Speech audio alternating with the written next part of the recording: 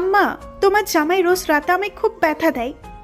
নিজের সদ্য বিবাহিতা স্ত্রীর মুখে এমন একটা কথা শুনে যেন আকাশ থেকে পতিত হলাম আমি। এটা কি বলছে শ্রেষ্ঠা? নিজের মাকে এগুলো বলে কেউ? মানুষ বোকা হয় তাই বলে এতটা বোকা? শ্রেষ্ঠার মতন সমস্ত বিষয় যেন আমার কল্পনার বাইরে। বয়স নেহাত খুব একটা কম নয়, 20 পেরিয়েছে, কিন্তু চেহারা আর ব্যবহার দেখে সেটা বোঝার উপায় নেই। শ্রেষ্ঠার সাথে বিয়ে হয়েছে মাত্র 1 সপ্তাহ। একটা বাসা বাড়িতে ওকে নিয়ে থাকি আমি। আমার নাম সৌহার্দ্য। মাকে হারিয়েছি 1 বছর আগে। আপন বলতে বাবার একটা ছোট ভাই আছে, ওরা অবশ্য শহরে বাইরে থাকে। শ্রেষ্ঠার কথা শুনে আমি ওর হাত থেকে ফোনটা কেড়ে নিলাম। পাগল হয়েছ নাকি? এগুলো কি বলছো মাকে? কেন, কি বলছি? যা সত্যি তাই বলেছি। তুমি কি কিছুই বোঝো না? মানে এত ন্যাকামি কোথা থেকে আসে তোমার? কি, আপনি আমায় ন্যাকা বললেন? কথাটি বলেই শ্রেষ্ঠার রাগে দাঁত কটমট করে বলে উঠল, কথায় আছে না, বোকারা রেগে গেলে ভয়ঙ্কর রূপ ধারণ করে। আমার বউয়ের হয়েছে সেই অবস্থা। কেন, ভুল কিছু বললাম বুঝি? অবশ্যই ভুল বলেছেন। দেখো শ্রেষ্ঠা, তুমি তো জানো আমার সম্পর্কে স্বামী স্ত্রী হই। আমাদের ভেতরে যাই হোক না কেন, বিশেষ করে রাতে, সেগুলো একান্তই ব্যক্তিগত ব্যাপার। বাবা মাকে কি বলার আছে? বাহ, আপনি আমাকে ব্যথা দিবেন আর আমি কাউকে বলবো না? শ্রেষ্ঠাকে কি করে বুঝাই ও যেটা বলছে চূড়ান্ত মূর্খামি ছাড়া কিছুই নয়, কিন্তু সে বোঝবার পাত্রী নয়। খুব ভালো করেই জানি আমি ওকে অন্যভাবে শান্ত করতে হবে। আচ্ছা ঠিক আছে, আর ব্যথা দেব না, কথা দিলাম। অনেক অনেক চকলেট দেবো তোমায়। তুমি যা যা খেতে চাও সব কিনে আনবো। সত্যি বলছেন? হ্যাঁ, সত্যি বলছি। তুমি না চাইলে আমি ছোবও না তোমায়। শুধু নেক্সট টাইম এই ধরনের উল্টো পাল্টা কথা কারোর সাথে বলো না। না, বলবো না, তবে চকলেট আনতে হবে কিন্তু। হ্যাঁ বাবা, আনবো। শ্রেষ্ঠাকে কোনো মতে বুঝিয়ে আমি নিজের অফিসে চলে গেলাম। যতই শিশুসুলভ হোক না কেন, রান্নাটা মোটামুটি ভালোই করতে পারে শ্রেষ্ঠা, যদিও আমায় প্রচুর সাহায্য করতে হয়। সকাল সকাল রান্নাটা সেরে রেখেছি, তাই বিশেষ কোনো চিন্তা নেই। যদিও বাসায় দুপুরের পরে ফেরবার কথা ছিল, কিন্তু কাজে চাপে বড্ড দেরি করে ফেলেছি। বাসায় ঢুকে দেখি 7টা বেজে গেছে। চারদিকে কোথাও কোনো সাড়া শব্দ নেই। বেডরুমে গিয়ে দেখলাম শ্রেষ্ঠা অঘরে ঘুমোচ্ছে, না জানি কখন শুয়ে পড়েছে। ভাবলাম জাগিয়ে তুলব, পরে নিজের সিদ্ধান্ত পরিবর্তন করি।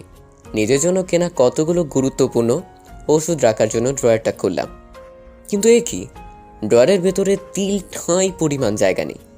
পুরোটা শ্রেষ্ঠার গয়না গাটিতে ভরপুর। কতগুলো কাঁচের চুড়ি, নেকলেস, কানের দুল ইত্যাদি ইত্যাদি। মেয়েটা আসলেই পাগল, নয়তো এত অযথা গয়নাগাটি কেউ এভাবে সাথে নিয়ে আসে? ড্রয়ারের ভেতরে হাত দিতেই একটা অদ্ভুত ব্যাপার লক্ষ্য করলাম আমি। এক কোণে একটা কানের দুল পড়ে আছে, খুঁজে দেখলাম এর অন্য পিসটা কোথাও নেই। কানের দুলটা দেখে রীতিমতো হাত পা কাঁপতে শুরু করলো আমার। দুলটা হাতে নিয়ে দৌড়ে পাশের রুমে ছুটে গেলাম। আলমারিটা খুলে তার ভেতর থেকে একটা বক্স বের করি। বক্সের ভেতরে একটা কানের দুল। 1 বছর আগে আমি এখানে রেখেছিলাম এটা। দুটো দুল পাশাপাশি রেখে দেখলাম একদম সেম কালেকশন, সেম ডিজাইন, সব কিছু সেম। হায় আল্লাহ, এটা কি দেখছি আমি? পায়ের তলা থেকে যেন মাটি সরে যেতে লাগলো আমার। আজ থেকে 1 বছর আগে আমার মায়ের খুন হয়েছিল, আর সেই খুনি একটা মেয়ে ছিল। অন্ধকারে ধস্তাধস্তির সময় যার কান থেকে একটা দুল ছিঁড়ে নিয়েছিলাম আমি। এরপর সেই অজ্ঞাতনামা খুনি আমায় ধোঁকা দিয়ে পালিয়ে যায়। নিজের মায়ের খুনিকে আর খুঁজে পাইনি আমি। আজ দীর্ঘ 1 বছর পরে এই কোন পরীক্ষার মুখোমুখি হলাম আমি? এই কানের দুলটা শ্রেষ্ঠার কাছে এলো কি করে? তবে কি? কানের দুল জোড়া হাতে নিয়ে বেশ চিন্তিত হয়ে পড়লাম। কি করব বুঝতে পারছি না। হঠাৎ একটা মাথায় এলো আমার কথা। আজ থেকে দীর্ঘ 1 বছর আগে যখন সেই অজ্ঞাতনামা ব্যক্তির সাথে আমার ধস্তাধস্তি হয়, ওর কান থেকে দুলটা কেড়ে নেবার সময় আমার হাতে দুল ছাড়াও আরও একটা জিনিস চলে আসে। সেটা হলো তার রক্ত। তার কানের কোনো অংশ ক্ষতিগ্রস্ত হয়ে গেছিল নিশ্চয়ই, আর রক্তের পরিমাণ এতটাই ছিল সেই দাগ এত তাড়াতাড়ি মুছে যাবার কথা নয়। শ্রেষ্ঠা যদি সেই ব্যক্তি হয়ে যায় আমি ভাবছি, তবে নিশ্চয়ই ওর কানে সেই দাগটা থাকার কথা। শ্রেষ্ঠার সাথে বিয়ে হয়েছে আমার 1 সপ্তাহ, কিন্তু সেইভাবে আমায় কখনো ওর কাছে ঘেঁষতে দিতে চায় না। তাই দাগটা থাকলেও চোখ এড়িয়ে গেছে হয়তো। না, আর সময় নষ্ট করা চলবে না। এক্ষুনি ওর কানের দাগটা পরখ করে দেখতে হবে। এই রহস্যের জট না খোলা পর্যন্ত শান্তি নেই আমার।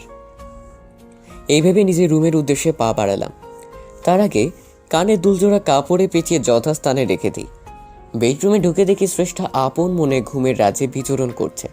কথায় আছে, ঘুমন্ত অবস্থায় মানুষকে দেখতে বেশি নিষ্পাপ লাগে। এই মুহূর্তে মনে হচ্ছে শ্রেষ্ঠার থেকে নিষ্পাপ মেয়ে এই পৃথিবীতে কোথাও দেখিনি আমি। ওর মুখের দিকে তাকালে একটা অন্যরকম মমত্ববোধ কাজ করে। আমি কি শুধুই সন্দেহ করছি ওর ওপর? শুধুমাত্র একটা কানের দুল কিছুতেই উপযুক্ত প্রমাণ হতে পারে না। যে স্ত্রী হিসেবে শ্রেষ্ঠার প্রতি আমার সন্দেহ আরও হয়তো অমূলক, কিন্তু আমার মনে দুশ্চিন্তা দূর না হওয়া পর্যন্ত যে শান্তি পাচ্ছি না আমি। শ্রেষ্ঠার প্রতি সন্দেহ হোক না হোক, নিজেকে অন্তত ভুল প্রমাণ করার জন্য আমাকে ওর কাছে যেতেই হবে।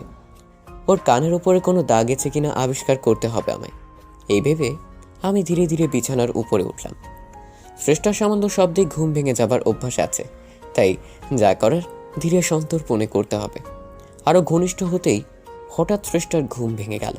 আমি অমনি হকচকিয়ে উঠলাম। নিজেকে বড্ড অপ্রস্তুত মনে হচ্ছে। এতক্ষণে আমায় আদর করার সময় হলো? শ্রেষ্ঠা আমার সাথে সব সময় একটা দূরত্ব বজায় রেখে চলাফেরা করে ঠিক। আমি একটু ভয় পাই, কিন্তু একটা জিনিস আগেই লক্ষ্য করেছি, আমার আদর নেবার জন্য মরিয়া হয়ে ওঠে। আমার বাহ্যিক স্পর্শ বেশ উপভোগ করে। হয়তো শুধু শ্রেষ্ঠা নয়, সব মেয়েদের ক্ষেত্রে এমনটা ঘটে। এই মুহূর্তে শ্রেষ্ঠার সাথে সময় কাটানোর চেয়ে আগে নিজের মনের আশঙ্কা দূর করা অনেক বেশি জরুরি। শক্ত করে শ্রেষ্ঠাকে পেছন থেকে জড়িয়ে ধরলাম। ওর গালে একটা আলতো চুমু বসিয়ে দিলাম।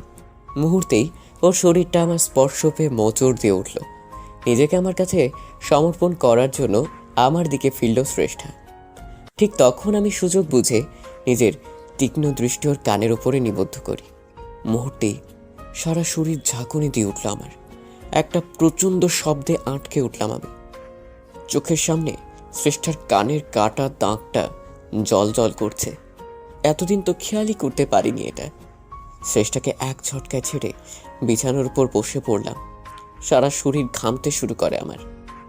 এ কি হলো আপনার? আপনি কি ভয় পেয়েছেন?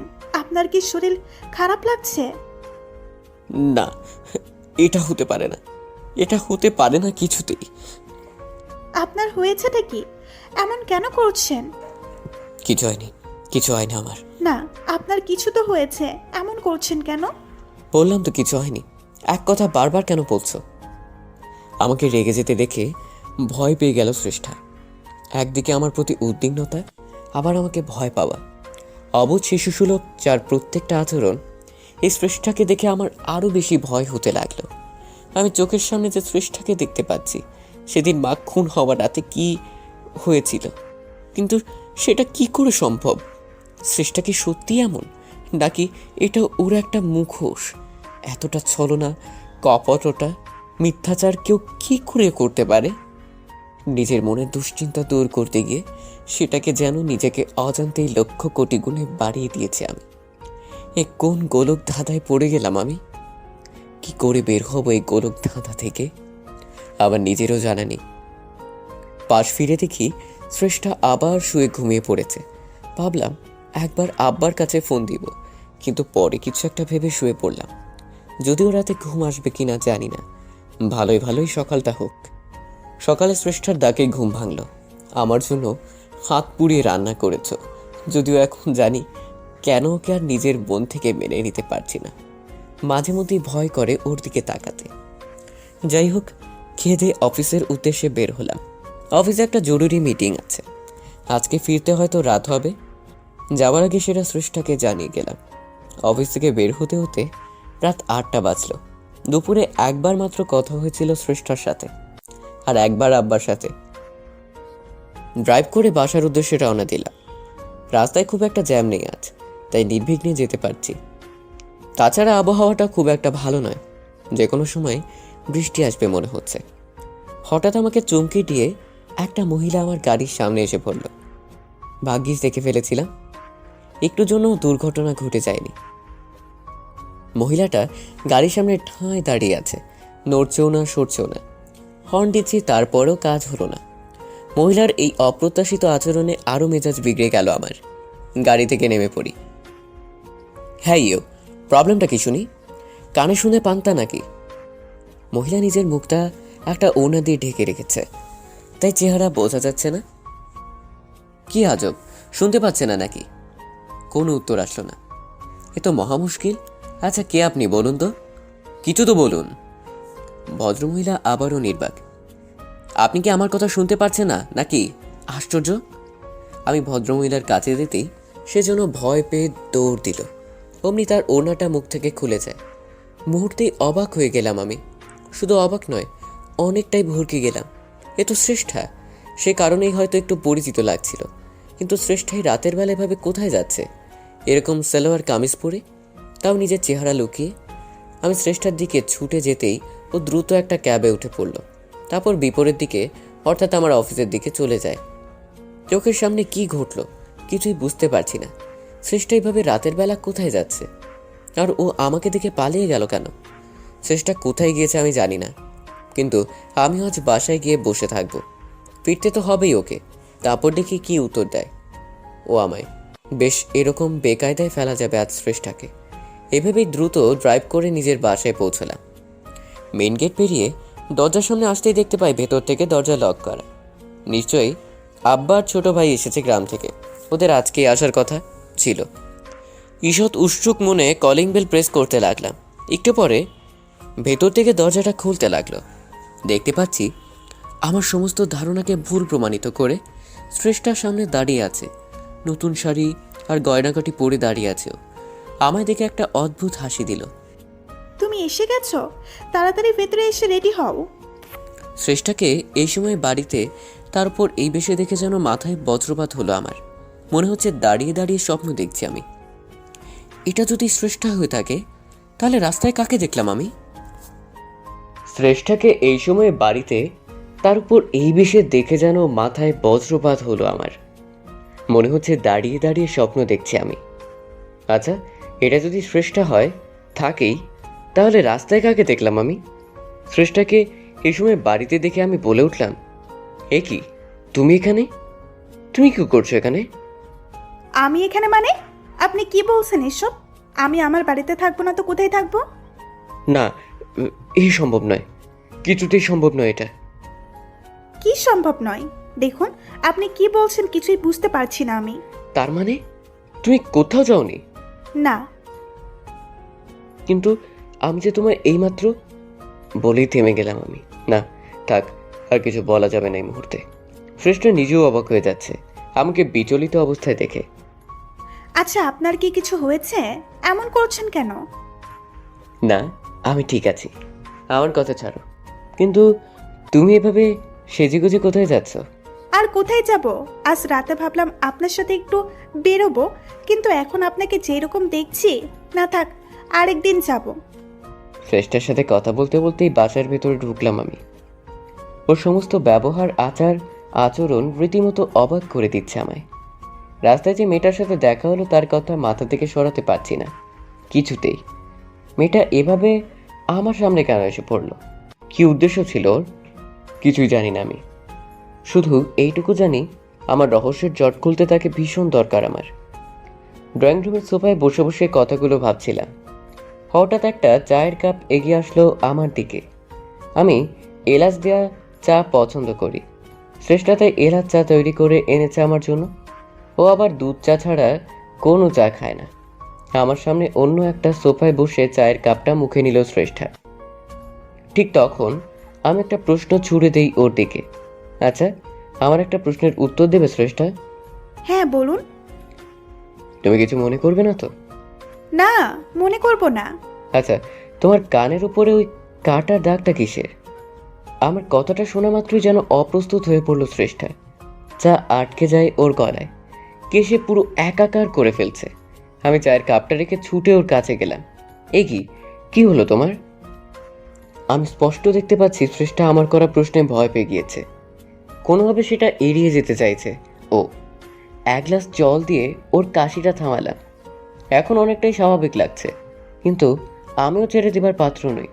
ওর সামনে আবারও সেই প্রশ্নের পুনরাবৃত্তি করি, কি হলো, বলে না তো দাগটা কি করে এলো? আমি জানি না, কিচ্ছু জানি না আমি। জানো না? জানো না মানে কি? না মানে মনে নেই আমার। কি বলো? তুমি এত বড় একটা আঘাত পেলে আর সেটা তোমার কি না মনে নেই? অদ্ভুত। বললাম না মনে নেই, তারপরেও কেন একই প্রশ্ন করছেন? রেগে গিয়ে শ্রেষ্ঠা উঠে উপরে রুমের দিকে চলে যায়। আমিও চলে যাবার দিকে তাকিয়ে আছি। কি আশ্চর্য, একটা সামান্য প্রশ্ন করাতে এভাবে রিয়েক্ট কেন করলো জানি না। ও নিশ্চয়ই কিছু একটা লুকোচ্ছে আমার থেকে, যা আমি জানি না। হঠাৎ ফোনটা বেজে উঠল। ভাবনার জগৎ থেকে বেরিয়ে আসি আমি। স্ক্রিনের দিকে তাকাতেই দেখি বাবার ফোন কল। হ্যালো, কেমন আছো বাবা? আমি তো ভালোই আছি। তোরা কেমন আছিস বল? হ্যাঁ, আমরা সবাই ভালো আছি। আচ্ছা, মিছিল কেমন আছে? ও ভালো আছে। শোন, একটা কথা। হ্যাঁ বলো। আমরা কাল শহরে আসছি, আমার সাথে মিছিলও আসবে। তোদের কোনো সমস্যা হবে না তো? সমস্যা হবে মানে? কি যে বলো না। তুমি যখন খুশি যাকে খুশি নিয়ে এসো আমার বাসায়। আচ্ছা, ঠিক আছে। আর তুই কিছু মনে করিস না, ওটা তো এমনি মজা করে বললাম। হুম, তোমরা যত দ্রুত সম্ভব চলে আসো, তোমাদের পেলে শ্রেষ্ঠাও খুশি হবে। তারপর আরও কিছুক্ষণ বাবার সাথে কথা বলে ফোন রেখে দিলাম। বাবার সাথে কথা বলে বেশ ভালোই লাগলো। বাবার ভাই আসছে অনেক দিন পরে। অবশ্য বিয়েটা আমাদের গ্রামের বাড়িতেই বসেই হয়েছিল। আমাদের বাসায় প্রথম আসছে ওরা। এটা ভেবেই বেশি খুশি লাগছে। কিন্তু সমস্ত ভালো লাগার ভেতরেও যখন শ্রেষ্ঠার রাস্তায় দেখা সেই মহিলার কথা মনে পড়ে, সকল আনন্দ ভালো লাগা নিমিষে বিষাদ আর দুশ্চিন্তায় পরিণত হয়। আমি নিজেও জানি না এই ভয়ঙ্কর দুশ্চিন্তা থেকে কবে বের হতে পারবো। তবে যত দ্রুত সম্ভব আমাকে দুশ্চিন্তা থেকে বের হতেই হবে। কোনো মানুষের পক্ষে এত টেনশন বয়ে বেড়ানো সম্ভব নয়, বিশেষ করে আমার পক্ষে তো নয়। পরের দিন বিকেলবেলায় বাসায় বাবার ছোট ভাই চলে আসে। ওরা আসাতেই শ্রেষ্ঠাও বেশ আনন্দিত। আমারও ওদের পেয়ে কিছুটা হলেও দুশ্চিন্তার রাশটা লাঘব হলো। অবশ্য আমি বাবার সাথে শ্রেষ্ঠার সেই মহিলার বিষয়ে আলোচনা করি। বাবা শুনে আমায় ধৈর্য ধরার পরামর্শ দিলেন। তবে উনি নিজেও খানিকটা চিন্তিত হয়ে পড়েন এই নিয়ে। এরপর যখন সন্ধ্যা হয়ে প্রায় 7টা, ছাদে একা একা পায়চারি করছি আমি। একটা অপরিচিত নাম্বার থেকে ফোন আসলো আমার কাছে। আমি রিসিভ করতেই একটা মহিলা কণ্ঠস্বর ভেসে আসলো ওপাশ থেকে। আপনি মিস্টার সৌহার্দ্র জামান? হ্যাঁ, আমি সৌহার্দ্য, বলুন। আপনার জন্য একটা খাস খবর আছে। খবর? কিসের খবর? আর আপনি কে? আমার পরিচয় পরে দিচ্ছি, আগে একটা লোকেশন দিচ্ছি, ওখানে চলে আসুন। লোকেশন? কিসের লোকেশন? আজ থেকে 1 বছর আগে আপনার মা মারা গিয়েছিল না? মানে আপনারা যতদূর জানেন। হ্যাঁ, খুনি মাকে মেরে লাশটা নদীতে ফেলে দেওয়া দিয়েছিল। তারপর এক পর্যায়ে পুলিশ তাকে আর খুঁজে না পেয়ে মৃত ঘোষণা করে দেয়। কিন্তু কি হয়েছে বলুন তো? ঠিক, আপনার মাকে নদীতে ফেলে দেওয়া হয়েছিল, কিন্তু উনি সেদিন মারা যাননি, উনি এখনো বেঁচে আছেন। হোয়াট? কি বলছেন আপনি এটা? মহিলার কথা কিছুতেই নিজের কানকে যেন বিশ্বাস করতে পারছি না আমি। দেখুন, দীর্ঘ 1 বছর পরে কোমা থেকে ফিরলেন উনি। তারপর ওনার মুখ থেকে আপনাদের বিষয়ে বিস্তারিত জানতে পেলাম। আর হ্যাঁ, উনি এটাও জানেন কে তাকে খুন করার চেষ্টা করেছিল এবং কেন। সবটা মনে করতে পেরেছেন উনি। মহিলার কথা শুনে যেন হাত থেকে ফোনটা মেঝেতে পড়ে গেল আমার। যেন একটা প্রচণ্ড ঝাঁকুনি দিয়ে উঠল শরীরটা। মা কি সত্যি বেঁচে আছে? আর সেটা কিনা এতগুলো দিন পরে জানতে পারছি আমি। নাকি আমাকে ফাঁদে ফেলার ষড়যন্ত্র করছে কেউ? এই মুহূর্তে কি করা উচিত আমার? না, এ বিষয়ে আগে বাবার সাথে কথা বলতে হবে, তারপর যা করার করব। ফোনটা রেখে ড্রয়িং রুমের দিকে ছুটে গেলাম আমি। আমার মুখ থেকে সবটা শুনে অবাক হয়ে গেল বাবা। কি বলিস কি? তোর মা বেঁচে আছে? কিন্তু কি করে সম্ভব হলো সেটা? হ্যাঁ বাবা, আমি তো অবাক হলাম এটা শুনে। প্রথমে তো বিশ্বাসই করতে পারিনি। আচ্ছা, ফোন যে করেছিল তার কোনো পরিচয় জানতে পেরেছিস কি? না, উনি তো নিজের বিষয়ে কিছুই বললেন না আমায়। কিন্তু জায়গাটা কোথায়, কোন জায়গা থেকে ফোন কলটা এসেছিল? উনি লোকেশনটা পাঠিয়ে দিয়েছেন আমায়। খুব একটা দূরেও নয় এখান থেকে। এই ধরো যেতে 1 ঘন্টা মতো সময় লাগবে। আমাদের কি পুলিশের সাথে এই বিষয়ে আলোচনা করা উচিত? আমিও একই কথা ভাবছি। আমরা পুলিশকে বরং আগে জানাই। একটা উড়ো কলের উপর পুরোপুরি বিশ্বাস করা ঠিক হবে না। একদম ঠিক বলেছিস, কিন্তু আমার কি মনে হয় জানিস? কি বলো? আমার মনে হয় কেউ মিথ্যে বলছে না আমাদের। আর দেখ, তোর মাকে নিয়ে কেউ কেন এমন একটা মিথ্যাচার কেন করবে আমাদের সাথে? কি লাভ তাদের? সেটাও ঠিক। তাহলে কি করা উচিত আমাদের? চল আমরা বরং বেরিয়ে পড়ি। সেই রকম পরিস্থিতি হলে আমরা ওইখান থেকেই পুলিশকে ইনফর্ম করতে পারবো। তাহলে এখন কাউকে কিছু জানাবো না? না থাক। ঠিক আছে, তুমি যেটা ভালো মনে করো। বাবার সাথে কথা সেরে নিজের রুমের দিকে পা বাড়ালাম। ঠিক তখন দেখতে পাই শ্রেষ্ঠা দাঁড়িয়ে আছে আমার সামনে। তার মানে ও দাঁড়িয়ে দাঁড়িয়ে সবটা শুনেছিল এতক্ষণ। এ কি, তুমি এখানে? আপনারা কি আলোচনা করছিলেন দুইজন মিলে? কেন, তুমি কিছু শুনতে পাওনি? না, আমি তো এইমাত্র এলাম। আমাদের মা, সবার জানা মতে 1 বছর আগে যার খুন হয়েছিল, আজকে হঠাৎ করে কেউ ফোন করে আমাদের ইনফর্ম করলো মা মারা যায়নি, এখনো বেঁচে আছে সে। কি বলেছেন আপনি এটা? তবে এতগুলো দিন কোথায় ছিলেন উনি? আমি লক্ষ্য করছি শ্রেষ্ঠার মুখমণ্ডল জুড়ে ভয়ের ছাপ স্পষ্ট। এমন মনে হচ্ছে মা ফিরে আসার খবর শুনে ভয় পেয়ে গিয়েছে ও। এতগুলো দিন মা কোমায় ছিল, আজকেই জ্ঞান ফিরেছে তার। তো এখন কি করবেন আপনি? কি আর করব, আমি আর বাবা মায়ের কাছেই যাচ্ছি তাকে ফিরিয়ে আনতে। না, যাবেন না, যাবেন না আপনি। যাব না? কিন্তু কেন? আর তুমি আমাকে নিষেধ করছো কেন, সেটাই তো বুঝতে পারছি না। না, কিছু না। ভারী অদ্ভুত তুমি। এতদিন বাদে মাকে ফিরে পেয়েছি আমরা, সেটা জেনেও কিনা হাত পা গুটে ঘরে বসে থাকবো? এটা হয় কখনো? শ্রেষ্ঠার কিছু না বলে বেরিয়ে গেল। আমি অবাক হচ্ছি ওর এই আচরণে। এমন মনে হচ্ছে শ্রেষ্ঠা কিছুতেই চাইছে না মা বাড়িতে ফিরে আসুক। একটা ভয় বাসা বেঁধে আছে ওর মনে। মা আসাতে হয়তো রহস্যের জট অনেকটাই কমবে, আর সেদিন রাতের সেই অজ্ঞাতনামা নারীকে খুঁজে বের করতে পারবো আমি। তাই মায়ের ফিরে আসাটা যেমন আমাদের পরিবারের জন্য মঙ্গল, ততটা আমার জন্য। নয়তো এভাবে মনের ভিতরে একটা সন্দেহের বীজ বপন করে শ্রেষ্ঠার সাথে সংসার করাটা অসম্ভব হয়ে পড়বে আমার জন্য। রাত 8টার দিকে আমি আর বাবা বেরিয়ে পড়লাম। ওই মহিলা যে লোকেশনের কথা বলছে, কাজের সূত্রে কয়েকবার সেখানে যাওয়া হয়েছে আমার, তাই পথ চিনতে খুব একটা অসুবিধা হলো না। রাস্তায় জ্যাম থাকার কারণে আমাদের গন্তব্য পৌঁছতে একটু দেরি হলো। এই তো এই জায়গাটা, এখান থেকে ভেতরে যেতে হবে আমাদের। আচ্ছা, একটা কাজ কর, তুই ভিতরে গিয়ে আমাকে ফোন করে কনফার্ম কর। যদি উল্টোপাল্টা কিছু দেখিস তবেই জানাবি, আমি পুলিশকে কনফার্ম করব। কিন্তু বাবা, আমরা তো এখনো জানাতে পারিনি পুলিশকে। দেখ সৌহার্দ্য, তোর মা এতদিন পরে সুস্থ হয়ে ফিরেছে। আমি চাই না পুলিশ তাকে নিয়ে টানাটানি শুরু করুক, সেটা ওর জন্য ভালো হবে না। আচ্ছা, বুঝতে পেরেছি। আমি তাহলে ভেতরেই যাচ্ছি। বাবাকে রেখে ভেতরের দিকে পা বাড়ালাম আমি। একটা পুরনো গোডাউনের ভেতরে ঢুকলাম আমি। কিন্তু মা এটার ভিতরে কেন? মাথায় ঢুকছে না আমার। হিসাব অনুসারে তার হাসপাতালে থাকার কথা। না জানি ওই মহিলা ঠিক কী চাইছে। আমি ধীরে ধীরে পা বাড়াতে লাগলাম। বেশ শুনশান একটা জায়গা, একটু ভয় ভয় লাগছে। মাঝে মাঝে এমন মনে হচ্ছে কেউ একটা ফলো করছে আমার পেছন থেকে, কিন্তু পেছন করতে কেবল অন্ধকার আর শূন্যতা ছাড়া কিছুই দেখতে পেলাম না। যাই হোক, গা ছমছমের পরিবেশের ভেতর দিয়ে সামনের দিকে যেতে লাগলাম। হঠাৎ বুঝতে পারলাম কেউ একটা ছুটে আসছে আমার দিকে। সে আমাকে পেছন ফেরার সুযোগ না দিয়েই মাথায় সজোরে আঘাত করলো। আঁতকে উঠলাম আমি, মাথাটা চেপে ধরে মাটিতে বসে পড়লাম। চারপাশটা ক্রমশ অন্ধকার হয়ে আসতে লাগলো। বুঝতে পারলাম জ্ঞান হারাচ্ছি আমি, অথবা মারা যাচ্ছি। নিজের সর্বশক্তি দিয়ে চোখ মেলার চেষ্টা করেও ব্যর্থ হই। মাটিতে লুটিয়ে পড়ে কোনো ক্রমে উপরের দিকে একটা চোখ মেলে তাকালাম। তারপর যা দেখতে পাই আমি দুঃস্বপ্নও ভাবতে পারিনি কোনোদিন।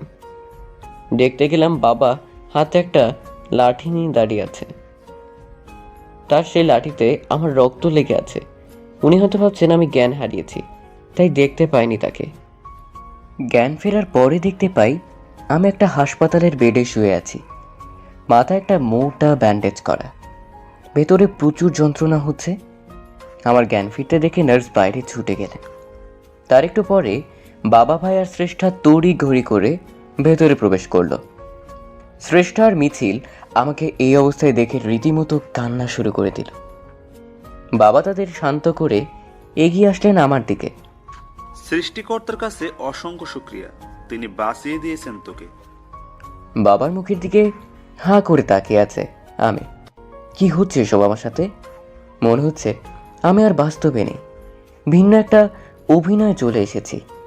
নিজের চোখে বাবাকে আঘাত করতে দেখেছি আমাকে, সেটা তো আর মিথ্যে নয়। আমি নিশ্চিত বাবা ভুলেও ভাবতে পারছে না আমি দেখে ফেলেছিলাম তাকে। কিন্তু আমাকে আঘাত করে আবার হাসপাতালে ভর্তি করে সুস্থ করে তোলার অর্থ কী? না, এবার দেখছি টেনশনে মাথা ছিঁড়ে যাবার উপক্রম আমার। একটু পরেই ভেতরে একটা লোক এসে ঢুকলো, সাথে একজন পুলিশ। পুলিশ আমাকে উদ্দেশ্য করে বলতে লাগলেন, উনি গোডওয়ানের দারোয়ান। গতকাল রাতে উনি যথাসময়ে না আসলে হয়তো বাঁচানো যেত না আপনাকে। উনি আমায় বাঁচিয়েছেন মানে? বুঝলাম না আমি। কেন বাবু, আমি যখন নিজের স্ত্রীর সাথে ফোনে কথা বলতে বলতে বাইরে বের হচ্ছিলাম, তখন হঠাৎ কাউকে গোডাউন থেকে ছুটিয়ে পালিয়ে যেতে দেখলাম। হয়তো আপনাকে দেখে ফেলেছিলেন উনি। তারপর একটু এগিয়ে যেতেই আপনার সেন্সলেস বডি দেখতে পাই। ততক্ষণে লোকটা পালিয়ে যায়, কিন্তু আপনার কথা ভেবে আমি আর পিছু নিলাম না তার। দারোয়ানের কথা শুনে আরো ভয় হতে লাগলো আমার। তার মানে বাবা ইচ্ছে করে বাঁচায়নি আমায়, আমায় খুন করার উদ্দেশ্য ছিল তার। হ্যাঁ, সৃষ্টিকর্তা, এ কোন কঠিন পরিস্থিতির মুখে দাঁড় করালে আমায় তুমি? আমার নিজের বাবা খুন করতে চাইছে আমায়। আমি কি এমন ক্ষতি করেছি তার? বাবা কেন এটা করলো আমার সাথে? তার মানে মায়ের ফিরে আসা, ফোন কল, এসব কিছু বাবার ষড়যন্ত্র ছিল। কিন্তু বাবার এসব করে কী লাভ? কেন সেসব করছে? একটু পরে পুলিশ আর সেই দারোয়ান বেরিয়ে গেল। বাবা আবারও আমার সাথে কথা বলা শুরু করলো। এখন কেমন লাগছে বাবা? শরীরটা ভালো লাগছে তো? এই মুহূর্তে বাবার সাথে কথা বলতেও ঘৃণা হচ্ছে আমার। ভাবতে অবাক লাগছে, ইনি আমার নিজের বাবা, যাকে আমি এতটা সম্মান করি, ভালোবাসি, সে কিনা আমার বিরুদ্ধে এত বড় ষড়যন্ত্র চালাচ্ছে, তাও পেছন থেকে। কিন্তু এই মুহূর্তে কিছুতেই বুঝতে দিলে চলবে না তাকে, আমি তার চালাকি ধরতে পেরেছি। যাই হোক, এখন কিছু না জানার ভান করেই থাকতে হবে, নয়তো সত্যটা পর্যন্ত পৌঁছতে পারবো না কোনোদিনও। পুলিশের ডাকে বাবা কেবিনের বাইরে বেরিয়ে গেলেন। ভেতরে মিছিল আর শ্রেষ্ঠা এসে আমার পাশে বসলো, আর মিছিল দাঁড়িয়ে আছে। আমি যেতে বারণ করেছিলাম আপনাকে, তারপরেও কেন গেলেন? আমি তো কেবল আমার মাকে উদ্ধার করতে গিয়েছিলাম। আচ্ছা, আপনিই বলুন, মৃত মানুষ ফিরে আসে কখনো? আমার তো শুনেই সন্দেহ হয়েছিল কেউ ফাঁসাতে চাইছে আপনাকে, তাই তখন বারণ করি, কিন্তু আপনি যে আমার কোনো কথা কানে নিলেন না। শ্রেষ্ঠার কথাগুলো সত্যি ভীষণ যৌক্তিক। আমি নিজেও এতটা ডিপলি ভাবিনি, কিন্তু শ্রেষ্ঠাও তো আমার সন্দেহের তালিকার বাইরে নয়। বাবার বিরুদ্ধে প্রমাণ আমি নিজেই, কিন্তু শ্রেষ্ঠা, ওর আসল রূপ কী করে সামনে আনবো আমি? ও কি সত্যি আমার ভালো চায়, নাকি এটা ওর একটা মুখোশ, ঠিক বাবার মতো? এই পৃথিবীতে আমিই বোধহয় একমাত্র হতভাগ্য মানুষ, যাকে কিনা তার জন্মদাতা পিতা খুন করতে চাইছে, যাকে কিনা নিজের স্ত্রীকে প্রতিক্ষণ আর প্রতি মুহূর্তে সন্দেহের চোখে দেখতে হচ্ছে। এই যন্ত্রণাদায়ক জীবনের থেকে মৃত্যু অনেক অনেক শ্রেয়। কিন্তু মায়ের খুনির পরিচয় না জেনে আমার বাবা কেন খুন করতে চাইছে আমায়, এটা না জেনে মোড়েও শান্তি পাবো না আমি। তাই আমাকে যে করেই হোক সমস্ত প্রতিকূলতার সম্মুখীন হতে হবে। এর থেকে পালিয়ে বাঁচার কোনো রাস্তা নেই আমার। কি হলো, কি ভাবছেন এত? না, কিছু না। ডাক্তার বলেছে কাল সকালে রিলিজ দেওয়া হবে আপনাকে, ততক্ষণ এই হাসপাতালেই থাকতে হবে। ও, তা তুমি কি সিদ্ধান্ত নিলে? কি সিদ্ধান্ত? এখানে থাকবে নাকি বাসায় যাবে? বারে, আপনি অসুস্থ হয়ে হাসপাতালে পড়ে আছেন, আর আমি কিনা আপনার স্ত্রী হয়ে বাড়ি গিয়ে আরাম করব? এটা হতে পারে?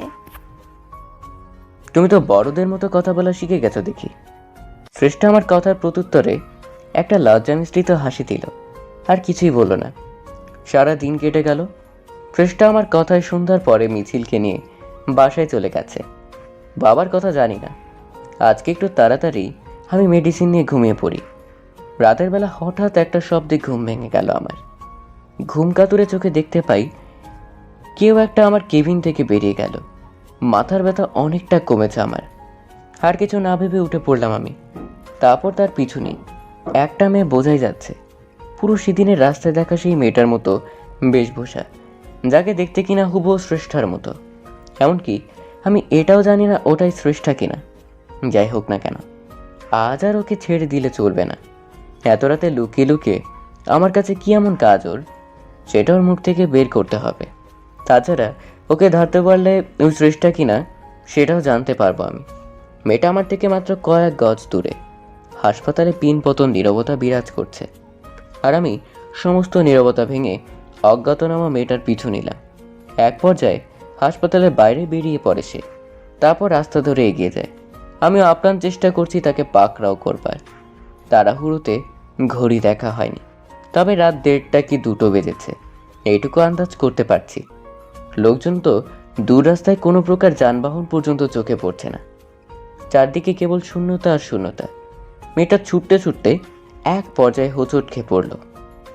সৃষ্টিকর্তা যেন আজ একটু বেশি সহায় আমার। তা না হলে এর থেকে বড় সুযোগ আর কি হতে পারে। সর্বশক্তি দিয়ে ছুটে যাই আমি।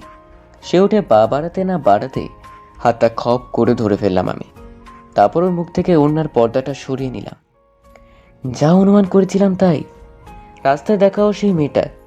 নিজের সামনে যেন সৃষ্টাকেই দেখেছি আমি। মেয়েটা নিজেকে ছাড়িয়ে পালিয়ে যেতে চাইছে, কিন্তু আমার হাত থেকে নিজেকে মুক্ত করা যে এত সহজ নয় তার জন্য। কোথায় পালাচ্ছ? তোমার সব খেলা শেষ, ধরে ফেলেছি তোমায় আমি। তাকে উদ্দেশ্য করে বলে উঠলাম আমি। ছাড়ুন আমায় বলছি, ভালো হচ্ছে না একদম। ভালো হচ্ছে না মানে? রাতের বেলা একটা অপরিচিত মানুষের কাছে লুকিয়ে লুকিয়ে যাওয়াটা কি খুব কাজ মনে হয় তোমার কাছে? আমায় ছেড়ে দিন, দয়া করে ছাড়ুন আমায়। ছাড়বো না। আজ তো কিছুতেই ছাড়ছি না তোমায়। সেদিন তো পালিয়ে বেঁচেছিলে, আজ কে বাঁচাবে তোমায়? আপনার কোনো ধারণাও নেই আমার সম্পর্কে। জানেন কি করতে পারি আমি? কে তুমি? কেন আমার সাথে লুকোচুরি খেলা খেলছো? কি চাও তুমি? জানতে চান কি চাই আমি? হ্যাঁ, জানতে চাই। আর জানতে চাই বলেই ছুটে এলাম আমি। ঠিক আছে, আমি বলবো, তার আগে হাতটা ছাড়ুন। আর তুমি ছুটে পালাও, তাই না? তোমার বুদ্ধির জবাব নেই সত্যি। না, আমি পালাবো না। যদি জানার এতই ইচ্ছা থাকে একবার হাতটা ছেড়ে দেখুন।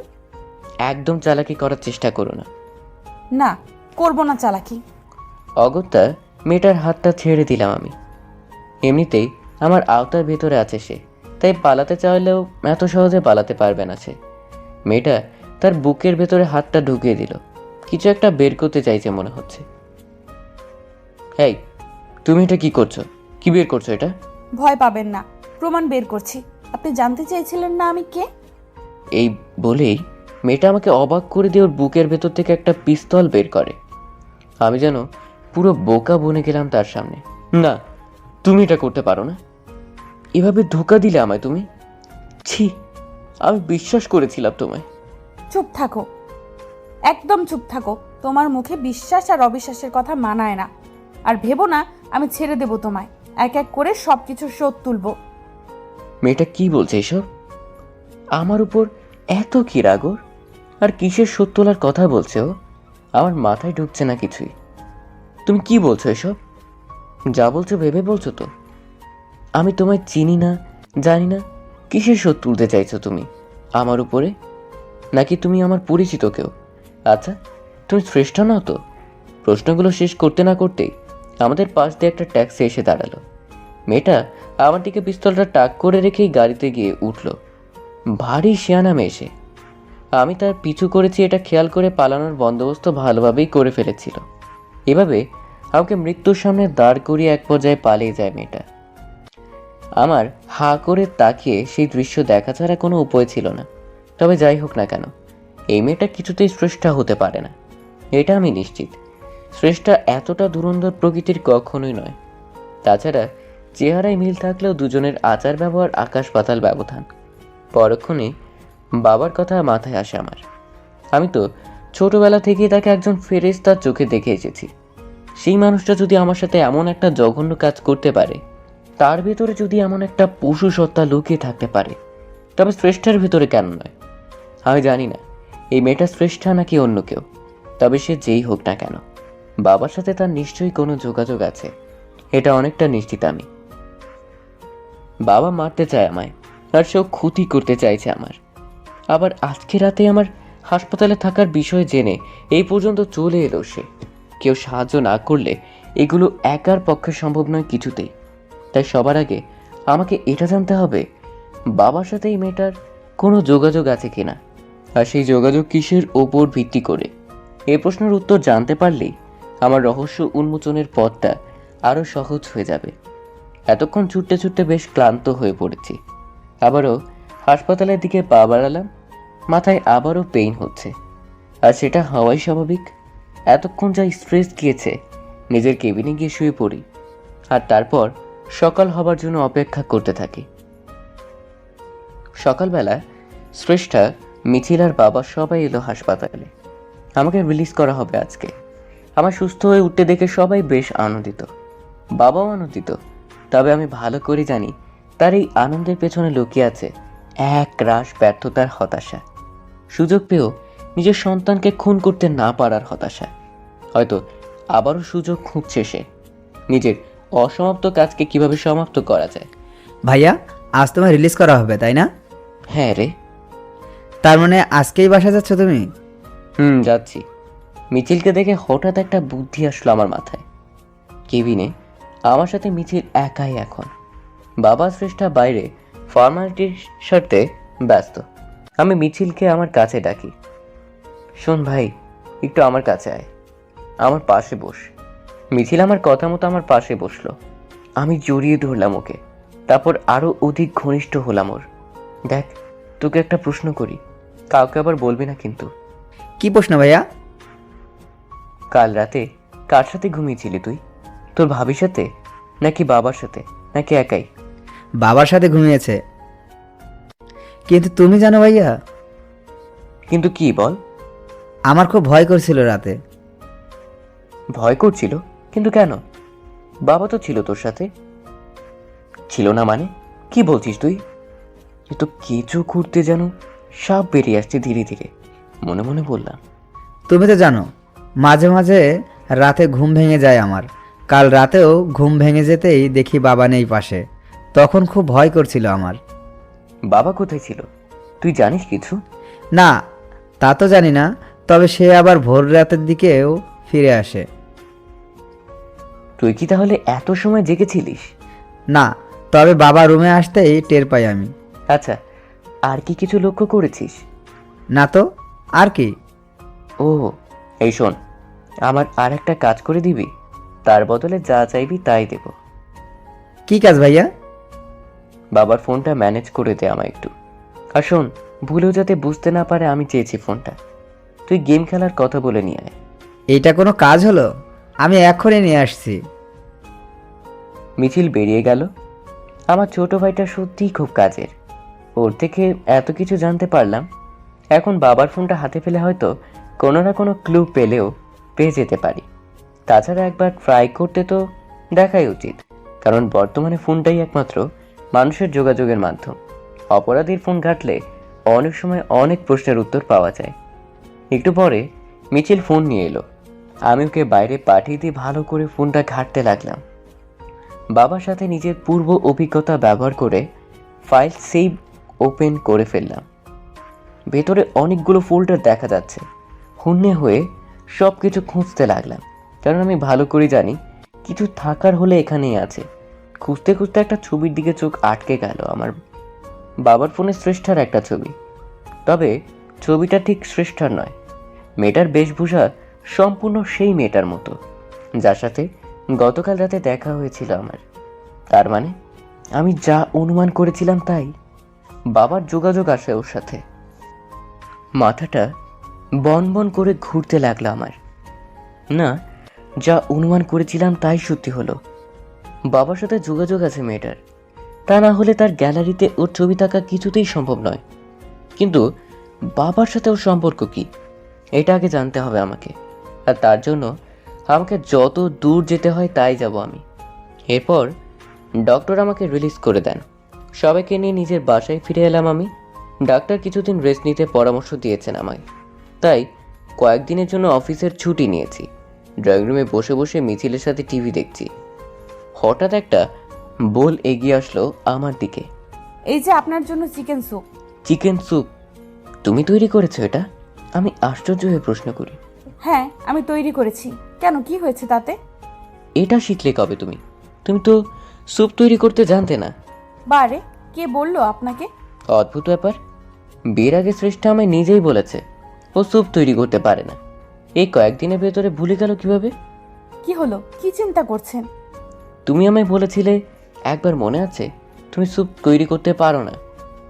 বিয়ের আগে তোমার বাসায় যখন গিয়েছিলাম আমি, তখন বলেছিলে, মনে আছে তো? আমি আর আপনি কবে গেলেন বাসায়? কি বলছেন এসব? এই পর্যন্ত বলেই থেমে গেল শ্রেষ্ঠা। এমন মনে হচ্ছে কথাটা ভুল করে মুখ থেকে বেরিয়ে গেছে ওর, তাই নিজেকে গুটিয়ে নিল সে। কি হলো, থেমে গেলে কেন? না, কিছু না। তুমি এত তাড়াতাড়ি এত কিছু ভুলে গেলে কি করে? অদ্ভুত তো। আচ্ছা, এটা তো নিশ্চয়ই মনে আছে, তার পরের দিন একবার একটা টেডি টাইগার নিয়ে গিয়েছিলাম তোমার জন্মদিনে। তুমি ভয়ে কান্না শুরু করে দিয়েছিলে। তারপর আমি কি করেছিলাম? টেডি? কিসের টেডি? তুমি কি আমার সাথে মজা করছো শ্রেষ্ঠা? এগুলো কেমন ছেলে মানুষই? একটা মানুষ এভাবে এত ঘটনা ভুলে যেতে পারে? এটা হয় কখনো? আমি জানি না কিচ্ছু। আমাকে কিচ্ছু জিজ্ঞেস করবেন না। আমি হতবাক হয়ে চেয়ে আছি ওর যাওয়ার দিকে। শ্রেষ্ঠার সাথে বিয়ের কয়েকটা দিন আগের ঘটনাগুলো এভাবে ভুলে গেল কি করে? শ্রেষ্ঠা বরাবর ভীতু প্রকৃতির মেয়ে। বাঘের পুতুল দেখে ভয়ে যে কাণ্ডটা করেছিল, বাধ্য হয়ে সেটা ফেরত দিতে হয়েছিল আমায়। এত বড় একটা ঘটনা এটাও ভুলে গেল? না, দুয়ে দুয়ে যেন চার মিলছে না কিছুতেই। তাছাড়া ওকে আমি কিছু জিজ্ঞেস করতেই কেমন জানি ভয়ে চুপসে গেল। এমন মনে হলো কিছুই জানে না ও, তাই আমার প্রশ্নের উত্তর দিতে ভয় পাচ্ছে। কিন্তু এমনটা তো হবার কথা নয়। শ্রেষ্ঠার সাথে বিয়ে হয়েছে আমার 1 সপ্তাহ আগে, এটা ঠিক, কিন্তু ওকে আমি তারও সামান্য কয়েক বছর আগে থেকেই চিনি। ওর সাথে একটা ভালোবাসার সম্পর্ক ছিল আমার। হয়তো ওর আর আমার বয়স, আচার ব্যবহার, প্রকৃতি কোনো কিছুই তেমন ম্যাচ করে না, কিন্তু ওর শিশুসুলভ আচরণ, ওর উড়ন্তপনা ওর প্রতি আকৃষ্ট করে আমায়। তাই আমি শ্রেষ্ঠাকে ভালোবেসে ফেলি। শ্রেষ্ঠার সাথে কাটানো প্রতিটি মুহূর্ত জলের মতো পরিষ্কার এখনো আমার কাছে। শ্রেষ্ঠার এই অদ্ভুত ব্যবহারে সত্যি বিচলিত না হয়ে কোনো উপায় নেই। এই সত্যি আমার শ্রেষ্ঠা তো, নাকি অন্য কেউ? দুপুরবেলায় আমি বেডরুমে বসে কিছু অফিসের কাজ করছি। শ্রেষ্ঠা নিচে ড্রয়িং রুমে কাজ করতে করতে একটা কণ্ঠস্বর কানে ভেসে আসলো আমার অফিস থেকে এক কলিগ এসেছে বাসায়। যদিও ফোন করে আগেই ইনফর্ম করে রেখেছিল ও আমায়। এমন পরিস্থিতি কাজটা ফেলে দিতেও পারছি না। ও কি বলছে সেটা শোনার চেষ্টা করছি। ভাবি, সিদ্ধার্থ কোথায়? ওর সাথে একটু দেখা করার ছিল। আমার ডাকনাম সিদ্ধান্ত। অফিসে এই নামেই বেশিরভাগ সময় ডাকা হয় আমায়। নিশ্চয়ই ও শ্রেষ্ঠাকে উদ্দেশ্য করে বলছে। সিদ্ধান্ত? সিদ্ধান্ত কে? আপনি কি আমার সাথে মজা করছেন ভাবি? এখন বলবেন নিজের হাজবেন্ডকেই চিনতে পারছেন না। ও হ্যাঁ হ্যাঁ, আসলে নামটা মাথায় ছিল না আমার। আপনি বসুন, আমি ওনাকে ডেকে দিচ্ছি। আচ্ছা ঠিক আছে। শ্রেষ্ঠা সিঁড়ি বেয়ে উপরে উঠে আসতে লাগলো। আবারও একটা খটকা। আমার ডাকনাম সিদ্ধান্ত জামান। অফিসের কলিগ সহ অনেকেই এই নামেই ডাকা আমায়, এমনকি বিয়ের আগে শ্রেষ্ঠাও এই নামে ডাকতো। আমার নামটা শুনে এভাবে চিনতে না পারাটা এবার সত্যি আরও বেশি ভাবে তুলছে আমায়। একটা মানুষ সব কিছু ভুলে যেতে পারে, কিন্তু কারোর নাম সেটা কি করে ভুলে যায়? এবার মনে হচ্ছে টেনশনে মাথা ছিঁড়ে যাবে আমার। এসব কি হচ্ছে আমার সাথে? একের পর এক জটিল থেকে জটিলতর প্রশ্নের সম্মুখীন হচ্ছি, যার উত্তর জানা নেই আমার। সকালবেলা শ্রেষ্ঠার বিয়ের আগের ঘটনাগুলো মনে করতে না পারা, এখন আবার আমার নাম ভুলে যাওয়া। আমি শ্রেষ্ঠার হাজব্যান্ড হই। বিয়ের আগেও বহুদিন পরিচয় ছিল আমাদের, যদিও ওইরকম ঘনিষ্ঠতা ছিল না আমাদের। শ্রেষ্ঠা এখন আমাকে আপনি করে ডাকতে অভ্যস্ত, তাই বলে কেউ নিজের স্বামীর নাম ভুলে যায়? ভাবনা রেশ না কাটতেই শ্রেষ্ঠা রুমে ঢুকে পড়ল। আমি ওর সাথে নিতে গেলাম। তারপরে কলিগের সাথে কথা বলতে বলতে একটু বাইরে বের হলাম। বাড়ি ফিরতে ফিরতে একটু লেট হলো। ড্রয়িং রুমে ঢুকে দেখি মিছিল বসে বসে মোবাইল ঘাটছে। কি হলো? সারাদিন মোবাইল নিয়ে এত ডুবে থাকলে হবে? তো ভাবি কোথায়? জানি না। মিছিল বিরক্তিসূচক উত্তর দিয়ে আবারও মোবাইলের দিকে মনোযোগ নিবেশ করে। আমি এগিয়ে গেলাম ওর দিকে। কি হলো? কি দেখছিস মনোযোগ দিয়ে এত? ভাই, একটা গল্প পড়ছি, প্রদীপচন্দ্র তিয়াস ভাইয়া প্রদীপ স্টোরেজ নামে একটা নতুন পেজ খুলেছেন, ওখান থেকে তার গল্প পড়ছি। ও এই কথা। আমি ব্ল্যাক AUI গ্রুপে তার গল্প পড়েছি। তোকে সময় অ্যাড করে দিব। খুব ভালো একটা গ্রুপ। ঠিক আছে। তা ভাবি কোথায় জানিস না? না বললাম তো। তারপর আমি শ্রেষ্ঠাকে নিজের ফ্লোরে খুঁজে না পেয়ে ওপরে চলে গেলাম। আমার ডাকে সাড়া দিচ্ছে না শ্রেষ্ঠা। কি হলো বুঝতে পারছি না। হঠাৎ দেখতে পাই বাথরুমের দরজার ভেতর থেকে লক করা। তার মানে শ্রেষ্ঠা ভেতরেই আছে, কিন্তু ও সাড়া দিচ্ছে না কেন? তাছাড়া এগিয়ে গিয়ে বাথরুমের দরজাটা প্রেশার দিতেই ভেতর থেকে শ্রেষ্ঠা বেরিয়ে এলো। আমি হুমড়ি খেয়ে শ্রেষ্ঠার ওপরে গিয়ে পড়লাম। মেঝেতে লুটিয়ে পড়ি দুজনে। শ্রেষ্ঠা গোসল করে বেরোচ্ছিল, গায়ে একটা টাওয়েল জড়ানো ওর। শ্রেষ্ঠা আমার নিচে আর আমি ওর উপরে। আমার আর শ্রেষ্ঠার চোখ এই মুহূর্তে একই সমান্তরালে অবস্থান করছে। ওর শরীরে থেকে সাবান আর শ্যাম্পুর সুগন্ধি নাকে এসে সুরসুরি দিচ্ছে আমার। হঠাৎ করে আমার চোখ জোড়া শ্রেষ্ঠার ঘাড়ের পেছনের দিকে যায়। মুহূর্তে চমকে উঠলাম আমি। শ্রেষ্ঠার ঘাড়ের নিচে একটা জন্ম দাগ ছিল।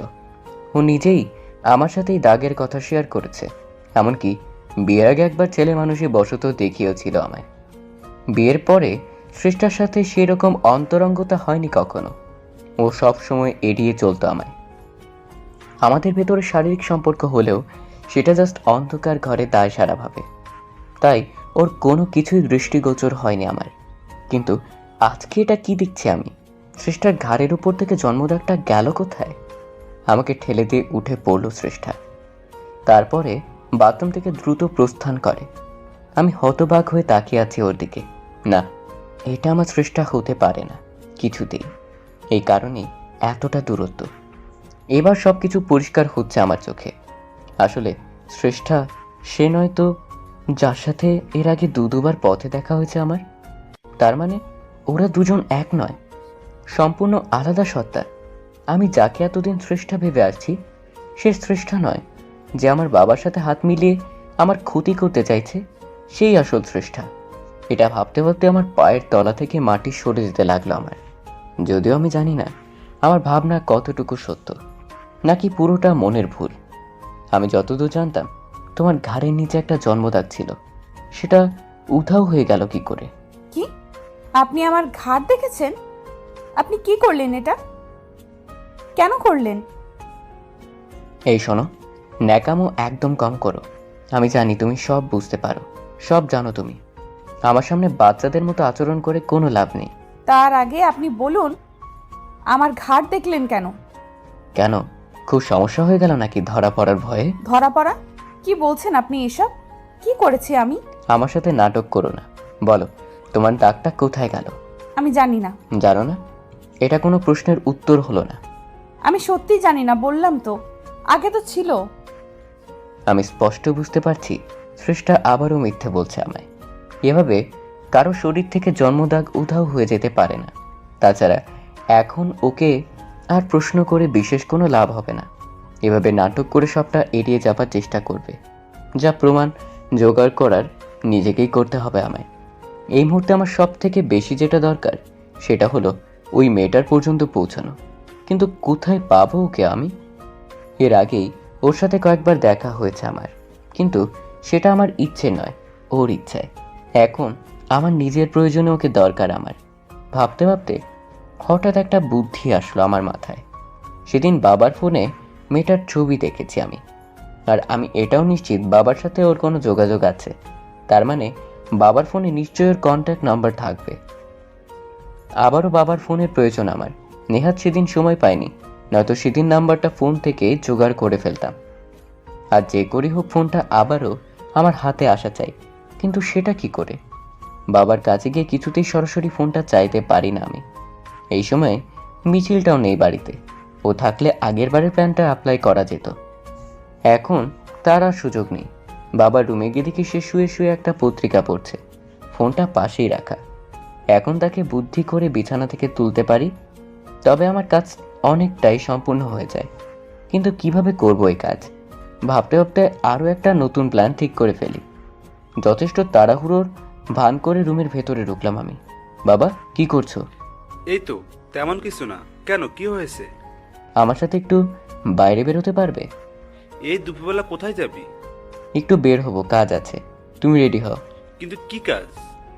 যেতে যেতে বলছি তোমায়, এখন এত কথা বলার সময় নেই।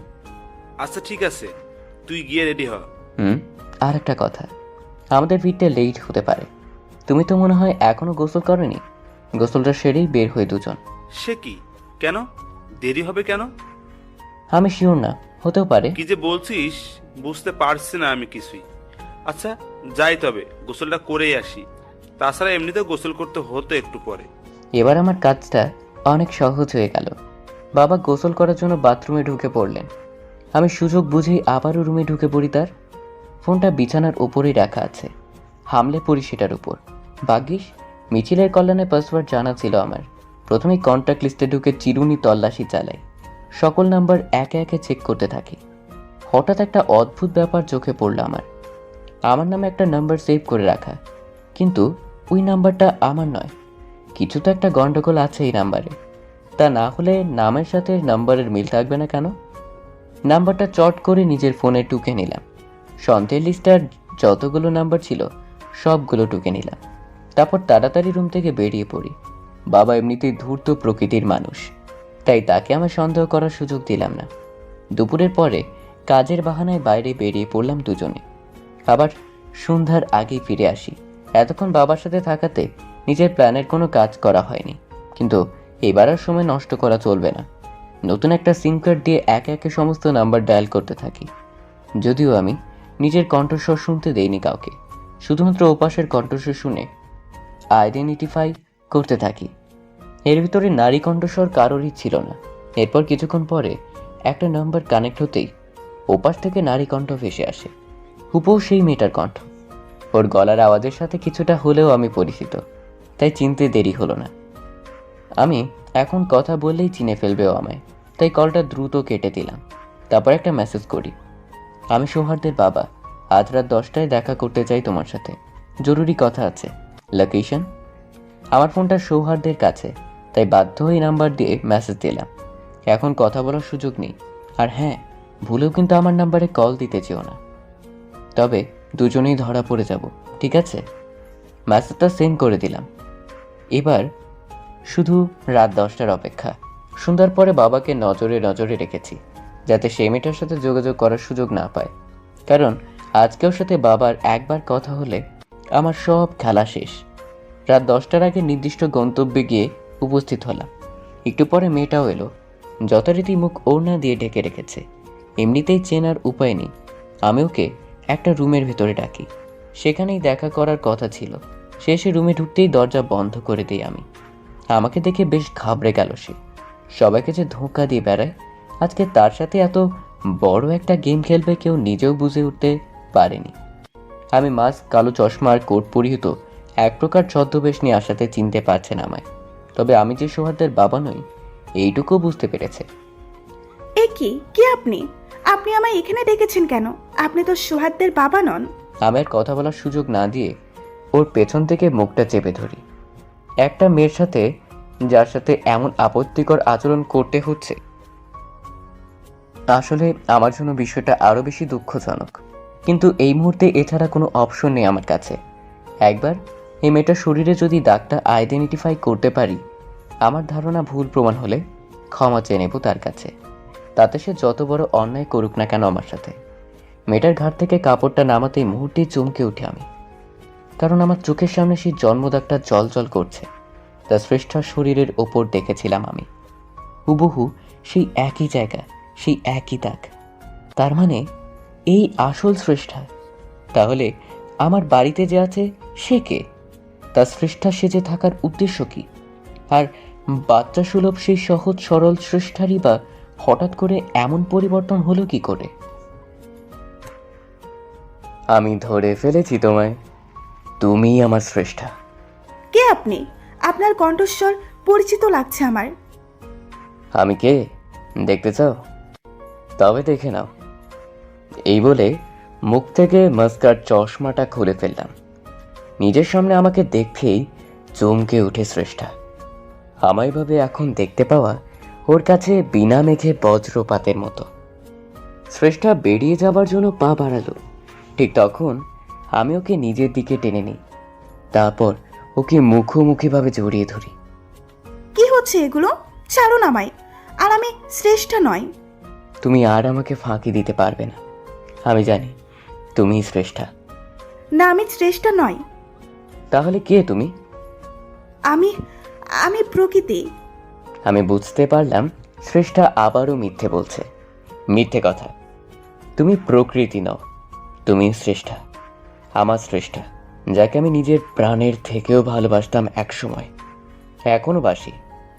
মাথা খারাপ হয়ে গেছে আপনার? কি বলছেন এগুলো? আমার মাথা এখনো ঠিক আছে। আমি তোমায় এখনো ভালোবাসি শ্রেষ্ঠা। আমার সেই সহজ সরল বোকা শান্তশিষ্ট শ্রেষ্ঠাকে আজও ভালোবাসি। কিন্তু একটা কথা বলো, তুমি হঠাৎ এরকম হিংস্র হয়ে গেলে কি করে? তুমি তো এমন ছিলে না। আমার বাবার সাথে কি এমন সম্পর্ক তোমার? আর একটা কথা, আমার মাকে কে খুন করেছে তুমি জানো নিশ্চয়ই। আপনার অযথা প্রলাপ শোনার সময় আমার কাছে নেই। ছাড়ুন বলছি। না, ছাড়বো না। আজ তোমাকে সত্যিটা বলতেই হবে। বললাম তো আমি আপনার শ্রেষ্ঠা নই। তাই নাকি? আমার চোখের দিকে তাকিয়ে বলো তো। শ্রেষ্ঠা আমার চোখের দিকে তাকাতে সাহস পাচ্ছে না। আমি এগিয়ে যাই ওর দিকে। ও ঠোঁটের কাছে নিজের ঠোঁট জোড়া এগিয়ে নিয়ে যায়। শ্রেষ্ঠা ভীষণ ইতস্তত করছে। কি হলো? এখন আমার স্পর্শ ভীষণ খারাপ লাগছে তোমার, তাই না? অথচ একসময় আমায় চোখে দেখতে না পেলে বাচ্চাদের মতো কান্না করতে তুমি। ভুলে গেলে সব? তোমার তো বিয়ে ঠিক হয়েছিল আমার সাথে। তাহলে তারপরে কি এমন হলো তুমি আমার থেকে আলাদা হয়ে গেলে কি করে? তুমি আমার ক্ষতি কেন করতে যাচ্ছ? আমার উপর কিসের এত রাগ তোমার? আমি স্পষ্ট লক্ষ্য করছি শ্রেষ্ঠার চোখ জলে ছলছল করছে। একটু পরেই জলের ধারা গড়িয়ে পড়বে চোখ বেয়ে। কিছু বুঝে ওঠার আগেই আমার একটা ধাক্কা মেরে ফেলে দিল শ্রেষ্ঠা। তারপর এগিয়ে এসে আমার দিকে। ক্ষতি? কিসের ক্ষতি? আমি তো শেষ করে দেব তোমায়। প্রাণ নিয়ে নেব তোমার থেকে। আমি কি ক্ষতি করেছি তোমার শ্রেষ্ঠা? আমায় একবার ওই নামে ডাকবে না। এই নাম মুখে নেবার যোগ্যতা হারিয়ে ফেলেছো তুমি। ঠিক আছে, তুমি আমায় মারতে চাও তো মারো, যা খুশি করো। দয়া করে তার আগে এইটুকু বলো, তুমি কেন করছো এগুলো? আমার উপর কিসের প্রতিশোধ নিতে চাইছো তুমি? এটা না জেনে আমি যে মরেও শান্তি পাবো না। আর আমার মাকে কে খুন করেছে? আমি বাধ্য নই তোমার এত প্রশ্নের উত্তর দিতে। তাছাড়া আমি এটাও ভালো করে জানি নাটক করছো তুমি আমার সাথে। আমায় বিভ্রান্ত করার চেষ্টা করেছো। তুমি মানুষকে ধোঁকা দেওয়া আর প্রতারণা করা ছাড়া আর কিছুই করতে পারো না। আমি নির্বাক হয়ে যাচ্ছি শ্রেষ্ঠার কথা শুনে। ওর কথা শুনে এটা বুঝতে পারলাম আমার উপর প্রচণ্ড রাগ ওর। আর শুধু রাগ নয়, সেই রাগের সাথে মিশে আছে এক রাশ ঘৃণা। শ্রেষ্ঠা আমাকে এতটাই ঘৃণা করে, আমার কোনো কথাই ভালোভাবে নিতে পারছে না। ওর মুখ থেকে এই ঘৃণার কারণ আর আমার প্রতি জমে থাকা ঘৃণা সরাতে না পারলে ওকে আর আমার প্রতি জমে থাকা ঘৃণা পুরো ভয়ঙ্কর একটা রূপ ধারণ করেছে শ্রেষ্ঠার।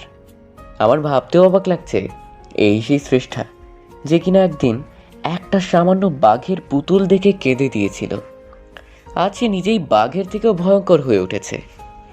শ্রেষ্ঠা আবারও ওড়নাটা জড়িয়ে রুম থেকে বেরিয়ে গেল। আমি বাধা দিলাম না ওকে, কারণ সেটা একদম ঠিক কাজ হতো না।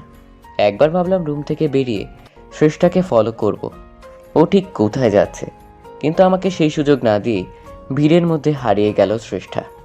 ঘড়ির দিকে তাকিয়ে দেখি রাত 11টা বেজে গেছে। এখন বাড়ি ফিরতে হবে। যদিও ওটা এখন আর বাড়ি মনে হয় না নিজের কাছে। ওই বাড়িতে একজন আমায় প্রতিনিয়ত খুন করার চেষ্টা করে যাচ্ছে, আর একজন দিনের পর দিন একটা ভিন্ন মানুষের মুখোশ পরে ঠকিয়ে যাচ্ছে আমায়।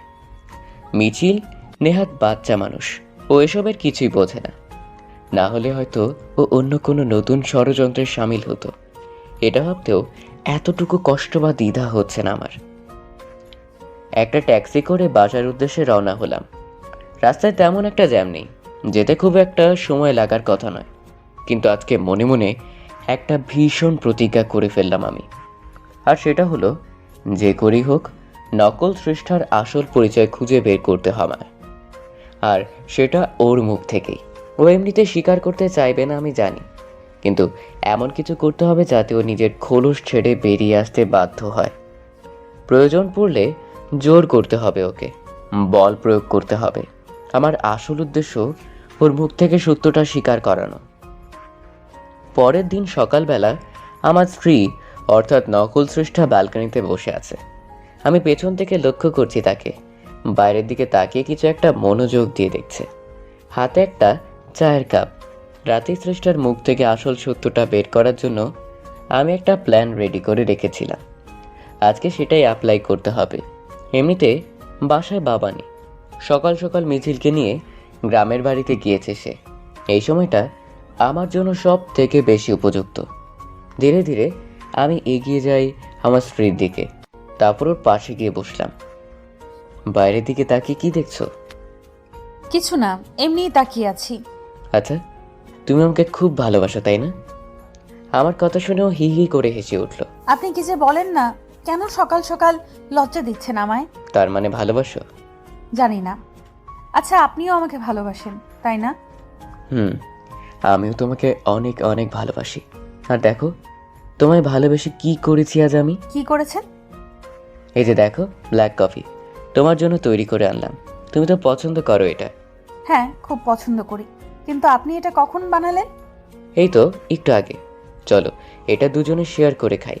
আগে তুমি এক চুমুক নাও, তারপর আমি। শ্রেষ্ঠার হাতে কফির কাপটা দিলাম। ও একটা চুমুক দিয়ে কিছুটা কফি নিয়ে নিল, তারপর আমার দিকে কাপটা এগিয়ে দেয়। আমি বললাম, আচ্ছা একটা কাজ করি, তুমি অর্ধেকটা নাও, বাকি অর্ধেকটা আমার। তাছাড়া ব্ল্যাক কফি তো তোমার প্রিয়, আমার নয়। ঠিক আছে, তবে কিন্তু আপনাকেও খেতে হবে। আচ্ছা। নকল সৃষ্টা আমার সামনে গরম তৃপ্তি সহকারে কফি খেতে লাগলো। এবার আমার মোক্ষম চাল দেবার সময়।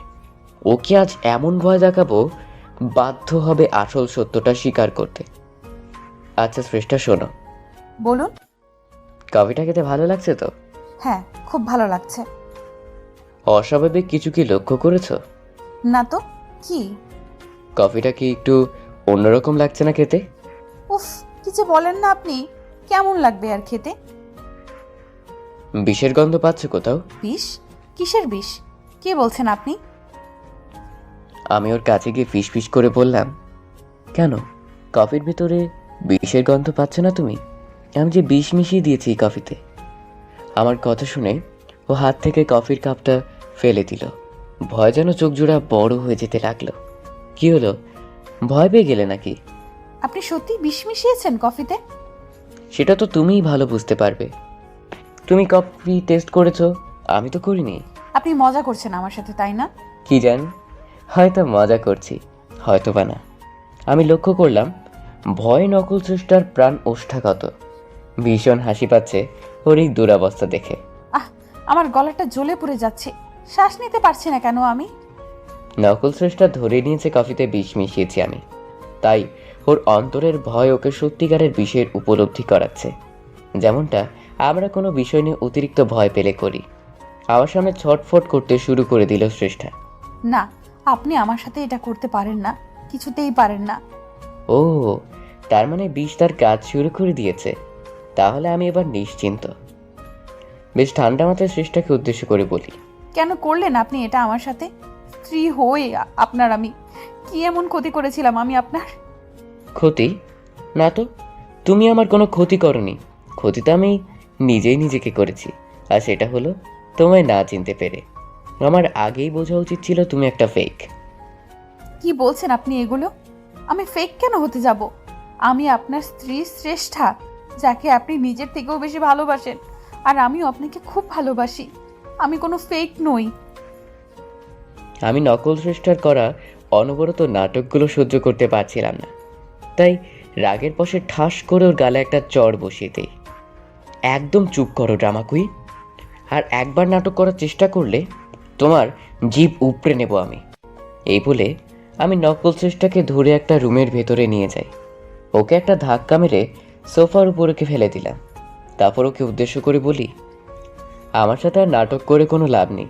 আমি জেনে গেছি তুমি আসল শ্রেষ্ঠা নও, তুমি শ্রেষ্ঠার একটা কপি। আর তুমি যেই অবুঝ শিশুর মতো আচরণ করে বেড়াও, সেটাও তোমার একটা মুখোশ। তাই বলছি, আমার সামনে একদম নাটক করো না। অবশ্য সেটা করার সুযোগ পাবে কিনা তাও বলতে পারছি না আমি এই মুহূর্তে। তুমি মেরে ফেলবে আমায়, তাই তো? না, এখন তার কিছুই করব না আমি। যা করার তোমার শরীরে আমার দেয়া বিষ করবে। এতক্ষণে সে তোমার রক্তের প্রতিটি ফোঁটায় মিশতে শুরু করেছে। তারপর ধীরে ধীরে তোমার সারা দেহে ছড়িয়ে পড়বে। তারপর কি ঘটবে আশা করি আর বুঝিয়ে বলতে হবে না। আমি মরতে চাই না, প্লিজ বাঁচিয়ে নাও আমায়। বাঁচিয়ে নেব? কিন্তু কেন? আমি এত কিছু জানি না, তুমি বাঁচাও আমায়, প্লিজ সেভ মি। তোমায় বাঁচিয়ে আমার কি লাভ? আমার তো বিশেষ কোনো লাভ নেই। কি চাও তুমি? আমায় শুধু একবার বলো। আমি গিয়ে শ্রেষ্ঠার বিপরীতে রাখা সোফাটায় আরাম করে বসলাম। চলো একটা ডিল করা যাক। ডিল? কিসের ডিল? তুমি নিজের আসল পরিচয় আমার কাছে প্রকাশ করো। কে তুমি, কোথা থেকে এসেছো, কি চাও, ইত্যাদি ইত্যাদি। এই সমস্ত কিছু খুলে বলো আমায়। তবেই এই বাড়িতে একটা অ্যাম্বুলেন্স আসবে, আর সেই অ্যাম্বুলেন্সে চেপে তুমি হাসপাতাল যাবার সুযোগ পাবে। আর যদি আমার শর্ত না মানো, নিজেকে এই ঘরে মরতে দেখার জন্য প্রস্তুত হও। তুমি আমার সাথে এত বড় চালাকি করলে? কেন, চালাকি কি তুমি একাই করতে পারো ভেবেছো? ধোকা তুমি একাই দিতে পারো? আমি সব বলবো তোমায়, তার আগে বাঁচাও আমায়, নয়তো তোমার প্রশ্নের উত্তর দেবার জন্য বেঁচে থাকবো না আমি। ভেবো না এই বিষ এত সহজে মারবে না তোমায়। এখনো যথেষ্ট সময় আছে। আমি সবটা খুলে বলো। তোমার জীবন রক্ষা করার দায়িত্ব আমার। আর যদি না বলো, তোমাকে মারার দায়িত্বটাও কিন্তু আমার। আমি রাজি, বলো কি জানতে চাও। এই তো পথে এসেছো। সবার আগে নিজের মুখে স্বীকার করো তুমি শ্রেষ্ঠা নও। যার সাথে বিয়ে ঠিক হয়েছিল আমার, সে তুমি নও। হ্যাঁ, আমি শ্রেষ্ঠা নই। আমি শ্রেষ্ঠা সেজে তোমার বাড়িতে ছিলাম এতদিন ধরে। তুমি যাকে ভালোবাসতে সে অন্য কেউ, আমি নই। এইমাত্র আমার স্ত্রীর মুখ থেকে যে কথাগুলো বের হলো, এই উত্তর যদিও আমার অনেক আগে থেকেই জানা, তারপরও মুখে শুনে কেমন যেন একটা ধাক্কা খেলাম। বুকের ভেতরটা মোচড় দিয়ে উঠল। জানি না কেন হচ্ছে এমনটা। বলো, এরপর আর কি জানতে চাও তুমি? এত সময় কেন নিচ্ছ? আমায় না মেরে শান্তি পাচ্ছ না তুমি, তাই না? নকল সৃষ্টা আবারও ছটফট করতে লাগলো। এক প্রকার চিৎকার শুরু করে দিল সে। আমি নিজেও অবাক হয়ে যাচ্ছি, কারণ এই কফিতে কোনো বিষ মেশানো ছিল আমার। আমি শুধু ভয় দেখানোর জন্য বিষের কথাটা বলেছিলাম, কিন্তু এতে তো ওর এভাবে অসুস্থ হয়ে পড়ার কথা নয়। কি হচ্ছে বুঝতে পারছি না কিছুই। আমি ছুটে গেলাম ওর দিকে। কি হলো তোমার? শরীর কি খুব বেশি খারাপ করছে? জানি না, শ্বাস নিতে পারছি না আমি। আমার কথা ছাড়া আগে তোমার প্রশ্ন করো, তারপর হাসপাতালে নিয়ে চলো আমায়। তোমার পায়ে পড়ি, বাঁচিয়ে নাও আমায়। নকল সৃষ্টার অবস্থা আরও ব্যক্তিক হতে লাগলো। মনে হচ্ছে বিষের ভয় খুব বাজেভাবে ইফেক্ট করছে ওর উপর। কিন্তু এই মুহূর্তে ওর কোনো ক্ষতি হোক আমি চাই না, কারণ ওর ক্ষতি হয়ে গেলে আমি আমার প্রশ্নের উত্তরগুলোর এত কাছে এসেও সবটা হাতছাড়া করে ফেলবো। এখন যে করে হোক সৃষ্টাকে কিছু বুঝতে না দিয়ে সুস্থ করে তুলতে হবে। কি হলো? তুমি কথা দিয়েছিলে আমি তোমার শর্ত মানলে বাঁচিয়ে নেবে আমায়। এখন কেন এভাবে সময় নষ্ট করছো? আচ্ছা, তোমার কি বেশি কষ্ট হচ্ছে? একটু জল দাও প্লিজ, মুখটা শুকিয়ে যাচ্ছে আমার। এই রুমে কোথাও জল নেই। এখন জল আনার জন্য বাইরে যেতে হবে। নকল সৃষ্টাকে বিশ্বাস নেই আমার, ওর পক্ষে সবই সম্ভব। তাই দরজাটা বাহির থেকে বন্ধ করে জল আনতে গেলাম। একটু পরেই এক গ্লাস জল নিয়ে ফিরে আসি, তারপর আবারও দরজাটা খুলি। দরজা খুলে দেখি ভেতরে সৃষ্টা নেই। একটা সোফার উপরে বসা ছিল, সেখানে নেইও। ভালো করে দেখার জন্য একটু সামনে এগিয়ে গেলাম। ধীরে ধীরে বুঝতে পারলাম আমার পেছনে কেউ দাঁড়িয়ে আছে। বিষয়টার সত্যতা প্রমাণ করার জন্য ঘুরে তাকালাম আমি। ঠিক তখন আমাকে কিছু বুঝে ওঠার সুযোগ না দিয়ে একটা প্রচণ্ড ধাক্কা মেরে মেঝেতে ফেলে দিল সৃষ্টা। ওকে সম্পূর্ণ সুস্থ স্বাভাবিক লাগছে। তার মানে এতক্ষণের অসুস্থতাও নাটক ছিল ওর। শিট, মেয়েটা আর কত বোকা বানাবে আমাকে? একের পর এক ছলনা করে যাচ্ছে আমার সাথে। আমায় রুমের ভেতরে রেখে বাহির থেকে দরজা বন্ধ করে দিল। তারপর জানালার পাশে এসে আমাকে উদ্দেশ্য করে বলতে থাকে, কি ভেবেছিলে আমায় বিষের ভয় দেখিয়ে মুখ থেকে আসল সত্যিটা বের করবে? কিন্তু জানো কি, তোমার থেকে আমার মাথার বুদ্ধির পরিমাণটা সামান্য হলেও বেশি। তাই তো তোমার জালে তোমাকেই ফাঁসালাম। দরজা বন্ধ কেন করেছিস? সাহস থাকলে একবার দরজাটা খুলে দেখা বহুরূপী। তোমার আমার আসল পরিচয় জানবার খুব ইচ্ছা, তাই না? কিন্তু আমি যে মরে গেলেও বলতে পারবো না সেটা। কেন বলতে পারবে না? তুমি কি ভাবছো সবকিছু জানার পরেও আমি সংসার করব তোমার সাথে? তুমি কি সংসার করবে আমার সাথে? আমি তো তোমাকে আর সেই সুযোগটাই দেব না। জানো, আমি কিন্তু তোমার কোনো ক্ষতি করিনি। আমি সত্যিই চেয়েছিলাম শ্রেষ্ঠা হয়ে তোমার সাথে সংসার করতে, কিন্তু তোমার দুর্ভাগ্য, মৃত্যু যে বারবার আহ্বান করছে তোমায়, তাই আমার পেছনে লেগে নিজের সর্বনাশ নিজেই ডেকে আনলে। তুমি কি বলছো এসব? এত বড় একটা অন্যায় করে আবার সেটা বড় গলা স্বীকার করছো? দেখো, আমার কোনো ইচ্ছে নেই তোমাকে মারার। এখন যখন তুমি আমার আসল পরিচয় জেনেই গেছো, আমি জানি তুমি সব জানার পরে আর সংসার করবে না আমার সাথে। এখন তোমাকে বাঁচিয়ে রাখার মানে নিজের সর্বনাশ করা। আমি তোমার ধাওয়া খেয়ে পালিয়ে পালিয়ে বাঁচতে পারবো না, তাই একটু কষ্ট করে তোমাকেই সরে যেতে হবে আমার রাস্তা থেকে। মানে কি করতে চাইছো তুমি? কি আর করব, আমার হাতে যে দিয়াশলাই বক্সটা দেখতে পাচ্ছো আর এই কেরোসিন বটলটা, একটু পরে এই ঘরে দাউ দাউ করে আগুন জ্বলে উঠবে, আর সেই আগুনে পুড়ে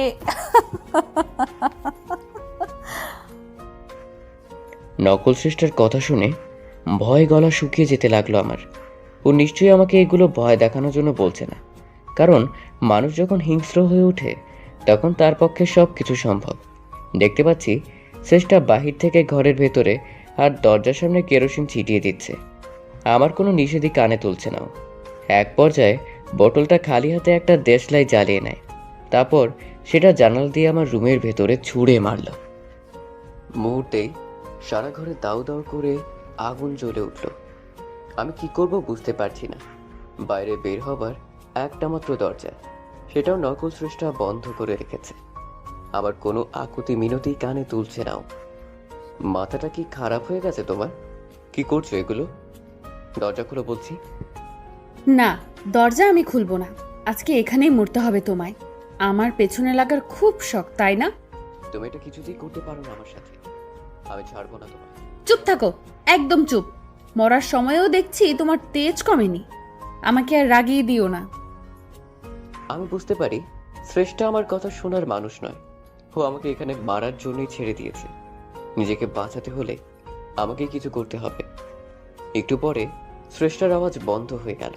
তার মানে ও চলে গিয়েছে, আমাকে মৃত্যুর হাতে একা ছেড়ে পালিয়ে গিয়েছে ও। অবশ্য ঘর থেকে বেরোনোর একটা রাস্তা আছে, আর সেটা হলো জানালা। কাঁচের জানালা ভেঙে ঝাঁপ দিতে হবে আমায়। সোজা 6তলা বিল্ডিং এর উপর থেকে ঝাঁপ দিতে হবে আমায়। আমি জানি না এখান থেকে ঝাঁপ দেবার পরে বেঁচে থাকবো কিনা, কিন্তু এই সময় ঘরের ভেতরে পুড়ে মরার থেকে জীবনের ঝুঁকি নেওয়াটা বেশি বুদ্ধিমানের কাজ হবে। কারণ ঘরের ভেতরে থাকলে নিশ্চিত মৃত্যু আমার, আর ঝাঁপ দিলে তাও একটা বাঁচার আশা থাকবে। এভাবে জানালার পাশে এসে দাঁড়িয়ে পড়ি, তারপর নিচের দিকে তাকাই। যতই মনস্থির করি না কেন, এত উপর থেকে ঝাঁপ দিতে বেশ ভয় করছে আমার। ভয় পেয়ে পা কাঁপতে লাগলো। একটা কথা ভালো করেই জানি আমি, আমাকে কোনোভাবেই হেরে গেলে চলবে না। নিজের মায়ের খুনির শাস্তি নিশ্চিত না করে আমি মরে গিয়েও শান্তি পাবো না। আমাকে আর কোনো কারণে না হোক মৃত মায়ের কথা ভেবে বাঁচতে হবে। যদি বাঁচতে নাই পারি, অন্তত বাঁচার আপ্রাণ চেষ্টা তো করতেই পারি। আর কিছু না ভেবে চোখ জোড়া বন্ধ করলাম, তারপর নিচের দিকে ঝাঁপ দেই। চোখ খুলে দেখতে পাই একটা রুমে শুয়ে আছি আমি। অপরিচিত একটা রুম, যেখানে আমি আগে কখনোই আসিনি। ধীরে ধীরে সবটা মনে পড়তে লাগলো আমার। নকল স্রষ্টার সাথে ঝামেলা হওয়া, আমাকে বন্দি করে ঘরে আগুন লাগিয়ে দেয়া, তারপর আমার বিল্ডিং থেকে ঝাঁপ দেওয়া। এরপরে আর কিছুই মনে নেই আমার। এখন এখানেই বা কি করে এলাম জানা নেই আমার। অনুভব করছি সারা গায়ে প্রচন্ড ব্যথা, অনেকটা জায়গা কেটে গিয়েছে, আবার সেখানে মেডিসিনও লাগিয়ে রাখা হয়েছে। খুব জানতে ইচ্ছে করছে কে আমাকে সেবা শুশ্রূষা করে সারিয়ে তুলল, কারণ এই পৃথিবীতে আমার মঙ্গল চাইবার মতো কেউ আছে বলে জানা নেই আমার। আরও কিছুটা সময় অতিবাহিত হয়ে গেল। চারপাশে কাউকে দেখতে পাচ্ছি না। ধীরে ধীরে উঠে বসলাম আমি। তারপর নিচে পা বাড়াবো, ঠিক তখন ভেতরে কেউ ঢুকে পড়ল। তাকে দেখে যেন বিস্ময়ে চোখ উল্টে যাওয়ার উপক্রম আমার। মনে হচ্ছে চোখের সামনে স্বপ্ন দেখছি। আমার সামনে শ্রেষ্ঠা দাঁড়িয়ে আছে। না, এ আমার স্ত্রী, সেই নকল শ্রেষ্ঠা নয়, আসল শ্রেষ্ঠা দাঁড়িয়ে আছে আমার সামনে। আমি তাজ্জব বনে গিয়েছি নিজেকে তার ঘরে দেখে। যে কিনা আমার মৃত্যু চাই, সে বাঁচালো আমায়। শ্রেষ্ঠাকে এই মুহূর্তে কি বলবো বুঝতে পারছি না। ও নিজেই আগে মুখ খুলল। এখন কেমন লাগছে? তুমি আমাকে বাঁচিয়েছো, তাই না? আমাকে সুস্থ করে তুলেছো তুমি। কি মনে হচ্ছে দেখে তোমার? না, আমি সত্যি বুঝতে পারছি না তুমি আমাকে বাঁচালে কেন। তুমি সেদিন নিজের মুখে স্বীকার করেছো আমার ক্ষতি চাও, তুমি আমার শেষ করে দিতে চাও। তাহলে হ্যাঁ, চেয়েছিলাম, কিন্তু তখন চাইলে এখনো যে চাইতে হবে এটা কোথায় লেখা আছে? আমি সত্যি তোমার কথার মাথা মুন্ডু কিছুই বুঝতে পারছি না। কি চাইছো তুমি, ক্লিয়ার করে বলো। আচ্ছা, এটাও তোমার নতুন কোনো চাল, তাই না?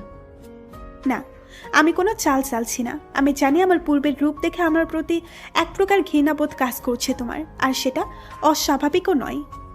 তুমি আমাকে বাঁচালে কি করে? আমার যতদূর মনে পড়ে আমি ঝাঁপ দিয়েছিলাম নিজের বিল্ডিং থেকে। তারপর তারপর কি হলো? তুমি আমাকে পেলেই বা কি করে? আমি অনেক আগে থেকেই ওখানে ছিলাম, তোমার বাড়িতে। হোয়াট? কি বলছো তুমি এসব?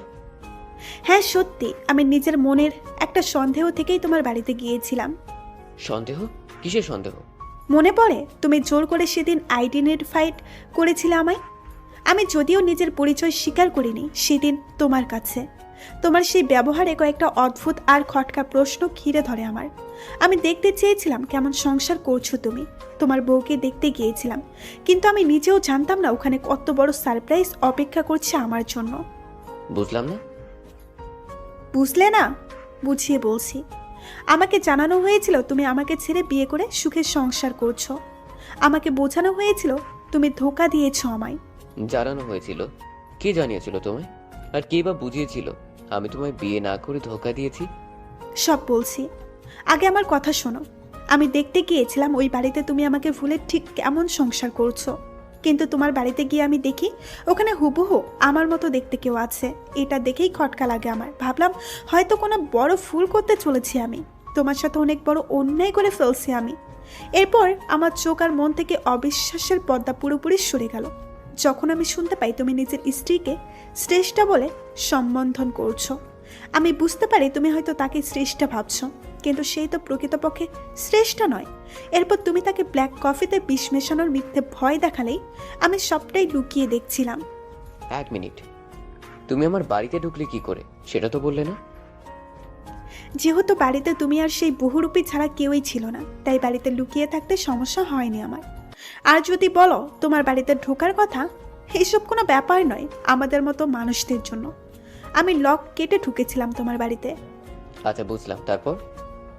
তুমি তোমার স্ত্রীকে একটা ঘরের ভেতরে নিয়ে গেলে, তারপর কথা বলছিলে তার সাথে। যদিও বাহির থেকে সব কথা শুনতে পাই না, আমি যতটুকু শুনতে পেরেছি, আমি এতটুকু বুঝেছি তুমি আমার সাথে কোনো প্রতারণা করনি। প্রতারণা করা হয়েছিল তোমার সাথে, আর আমাকে একটা চরম ভুল আর মিথ্যের জালে জড়িয়ে দেওয়া হয়েছিল। এক পর্যায়ে তোমার স্ত্রী ঘরের ভেতরে দরজা বন্ধ করে আগুন লাগিয়ে দেয়, যাতে সে সবার অগোচরে তোমাকে খুন করতে পারে। কিন্তু আমি সেটা কি করে হতে দিতে পারি? তোমার স্ত্রী চলে যাবার পরে যখন ভাবলাম তোমাকে বাঁচাবো আমি, কিন্তু তুমি আমাকে সেই সুযোগ না দিয়ে জানালা ভেঙে ঝাঁপ দিলে। আমি এটা দেখে দ্রুত নিচে চলে যাই, তারপর তোমাকে সেভ করি। ভাগ্যিস তুমি একটা বড় ডাস্ট গ্রুপের উপর পড়েছিলে, তাই তেমন বড় কোনো ক্ষতি হয়নি তোমার। আমি সবাইকে বুঝিয়ে তোমায় অজ্ঞান অবস্থায় হসপিটালে নিয়ে যাই, তারপর সেখান থেকে আমার বাড়িতে। শ্রেষ্ঠার কথাগুলো শুনে সবটা পরিষ্কার না হলেও এইটুকু বুঝতে পারলাম ও ইচ্ছে করে এমন খারাপ পথে আসেনি। আমার প্রতি ওর আক্রোশের অন্য কারো হাত নয়। আর শুধু হাত নয়, সে এমন কিছু করেছিল যাতে শ্রেষ্ঠা আরো বেশি হিংস্র হয়ে ওঠে। হিতাহিত জ্ঞান শূন্য করে দেওয়া হয়েছিল শ্রেষ্ঠাকে। তুমি তো এত কিছুই বললে, এখন পর্যন্ত এটা বললে না আমার প্রতি তোমার মনে বিষ কে ভরেছে, কে ভুল বুঝিয়েছে তোমায়? শুনতে চাও তার নাম? অবশ্য তুমি হয়তো আন্দাজ করতে পারছো। খুব একটা অবাক হবে না শুনলে, কারণ সে আর কেউ নয়, তোমার নিজের বাবা। তোমার বাবার জন্যই আজ আমার এই দুর্দশা। তবে আমি নিজেও বুঝতে পারি না, সে তো তোমার নিজের বাবা, তাহলে তোমাকে শেষ করে কি লাভ তার? কোনো বাবা নিজের সন্তানের সাথে এটা দুঃস্বপ্নেও করতে পারে? এই প্রশ্নের উত্তর আমার মাথায় ঘুরপাক খাচ্ছে সবসময়ের জন্য শ্রেষ্ঠা। আর আমি এটাও জানি, এতটা পথ পর্যন্ত যখন আসতে পেরেছি, বাকি পথটাও ঠিক পার করতে পারবো। কিন্তু তুমি আমায় এটা বলো, তোমার সাথে তো বিয়ে ঠিক হয়েছিল আমার, তাহলে তুমি আমার থেকে দূরে সরে গেলে কি করে? আর আমাদের মাঝখানে তৃতীয় ব্যক্তি হয়ে এই নকল শ্রেষ্ঠা চলে আসলো কি করে? তোমার এত প্রশ্নের উত্তর তো আমি নিজেও জানি না, তবে আমি যতটুকু জানি তাই বলছি।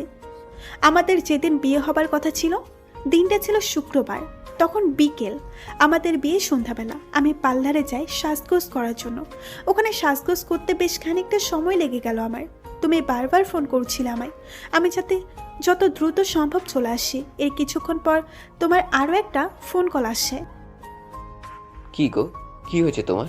না, আর একটু লেট হবে। হ্যাঁ, একটা কাজ করো, তুমি বরং আরাম করে সাজতে থাকো, তারপর সকালের দিকে আসলেও চলবে। এতটা তাড়াহুড়ো কেন করছেন? এই তো হয়ে যাবে একটু পরে। তাছাড়া এখন হাতেও অনেকটা সময় আছে। আচ্ছা, তুমি তাড়াতাড়ি কাজ ছেড়ে নিচে এসে দাঁড়াও, আমি আমার একজন পরিচিত লোক পাঠিয়ে দিচ্ছি, উনি ড্রাইভ করে নিয়ে আসবে তোমায়। ঠিক আছে? আমিও তোমার কথা অনুসারে তাড়াতাড়ি নিজের কাজ সেরে গ্রাউন্ড ফ্লোরে নামি। গ্রাউন্ড ফ্লোরে নেমেই একটা গাড়ি দেখতে পাই। গাড়ির সামনে ড্রাইভার দাঁড়িয়েছিল। আমাকে দেখে সে একটা মুচকি হাসি দিল।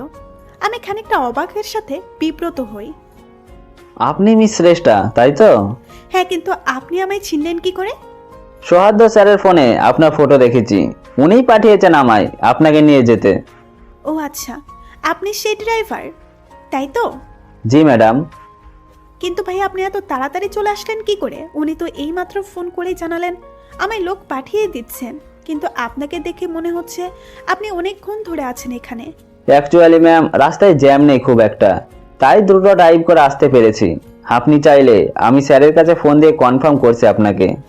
না না, তার আর কোনো দরকার নেই। ঠিক আছে, চলুন, আমি গাড়িতে উঠছি। তারপর কি হলো? এরপর লোকটার গাড়িতে উঠি আমি। আমি এমনিতেই শহরের সব জায়গা খুব একটা চিনতাম না। উনি আমাকে শর্টকাটের কথা বলে অন্য একটা রাস্তায় ধরেন, তারপর এগোতে থাকেন। এরপর চলতে চলতে লোকটা হঠাৎ করে গাড়িটা থামিয়ে ফেলল। কি হলো ভাইয়া, গাড়ি থামালেন কেন? ম্যাম, এখানে স্যারের এক রিলেটিভ অপেক্ষা করছে আমাদের জন্য। স্যার নিজেই আসার সময় ওনাকে আমাদের সঙ্গে তুলে নিতে বলেছেন। আপনি চাইলে স্যারকে জিজ্ঞেস করে দেখতে পারেন। ঠিক আছে, আমি কথা বলছি। তারপর? তারপর একটা অপরিচিত লোক এসে গাড়িতে উঠলো। আমার পাশের সিটেই বসলো সে। আমি খানিকটা ইতস্তত বোধ করি। লোকটা গাড়িতে ওঠার সময় বেশ ভালো ব্যবহার করে আমার সাথে, কিন্তু গাড়ির ভেতরে আসার পরে তার স্বভাব প্রকৃতি যেন পাল্টে গেছে একেবারে। তার মতিগতি একদম ভালো লাগছিল না আমার। একবার ভাবলাম ফোন করে তোমায় জিজ্ঞেস করব। এমনিতে তখন প্রায় সন্ধ্যা হয়ে এসেছে, এমনিতেই অনেকটা লেট করে ফেলছিলাম। আমি ফোনটা হাতে নিয়ে নম্বর ডায়াল করতে যাব, ঠিক তখনই লোকটা আমার থেকে ফোনটা টান মেরে কেড়ে নিল। এ কি হলো? আপনি আমার ফোনটা নিয়ে নিলেন কেন? আমায় আমার হবু হাজবেন্ডের সাথে কথা বলতে হবে। হবু হাজবেন্ড? কিসের হবু হাজবেন্ড? একদম চুপ থাকো। এই বলে লোকটা নিমিষেই জোরপূর্বক আমার মুখ আর হাত বেঁধে ফেলল। তারপর সিটের উপরে শুয়ে দিল আমায়। আমি না পারছিলাম নড়াচড়া করতে, না কথা বলতে। বুঝতে পারি গাড়ির ড্রাইভার আমাকে তোমার বাড়িতে নয়, অন্য কোথাও নিয়ে যাচ্ছে, আর সেটা কোনো জঙ্গলের রাস্তা। তখন পুরোপুরি অন্ধকার নেমে এসেছে। এক পর্যায়ে তারা একটা বাংলোর সামনে গাড়িটা থামে। আমাকে গাড়ি থেকে নামানো হলো, তারপর বাংলোর ভেতরে নিয়ে যাওয়া হয়। পুরো বাংলোটা একদম খালি পড়ে আছে, ভেতরে কোনো লোকজন নেই। একটা রুমের ভেতরে নিয়ে যাওয়া হলো আমায়। তারপর লোকটা আমার মুখের বাঁধনটা খুলে দিল। তারপর সে আমার সামনে হাঁটু গেড়ে বসলো। সরি ম্যাডাম, আপনাকে এতক্ষণ কষ্ট দিতে হয়েছে। আমার জীবনটা বরবাদ করে দুঃখ প্রকাশ করছো তোমরা? লজ্জা হয় না তোমাদের? তোমরা মানুষ না জানোয়ার? যা হয়েছে আমাদের কোনো দোষ নেই, আমরা শুধু অর্ডার ফলো করছি। আপনাকে আপাতত এখানে থাকতে হবে। কি বলছো কি তোমরা? এখানে থাকতে হবে মানে? জানো আজ আমার বিয়ে, আমার জীবনটা শেষ হতে চলেছে তোমাদের জন্য। আর ওইদিকে আমার হবু বর, না জানি সে কতটা টেনশন করছে। কেউ কোনো টেনশন করছে না, আপনি এই ব্যাপারে নিশ্চিত থাকতে পারেন। এই তোমরা কারা বলো তো? আমার এত বড় একটা সর্বনাশ করে ঠান্ডা মাথায় কথা বলছো কি করে? আবার আমাকে কিনা বলছো চিন্তিত থাকতে। তোমরা কেউ আমার হপু পরকে চেনো না, ও জানতে পারলে কিন্তু তোমাদের পালানোর কোনো রাস্তা থাকবে না। ভালোই ভালোই আমাকে ছেড়ে দাও বলছি। আমার কথা ভাবতে হবে না, নিজেদের ভালোর কথা ভেবে অন্তত ছেড়ে দাও সেটা সম্ভব নয় কিছুতেই। প্লিজ। এমনটা করো না আমার সাথে। ওইদিকে আমার হপু পর ওয়েট করছে আমার জন্য। না, কে ওয়েট করছে না? মানে কি বলতে চাইছো তোমরা? ফাজলামো করছো আমার সাথে তোমরা? আমরা একেবারে সত্যি বলছি, আপনার জন্য কেউ না চিন্তা করছে না কেউ ওয়েট করছে, কারণ এই কিডন্যাপটা আপনার হবু বর মিস্টার সোহাদই করেছেন আমাদের দ্বারা। আমি মরে গেলেও বিশ্বাস করি না এটা। সুহাদ আমাকে কিডন্যাপ কেন করাতে যাবে?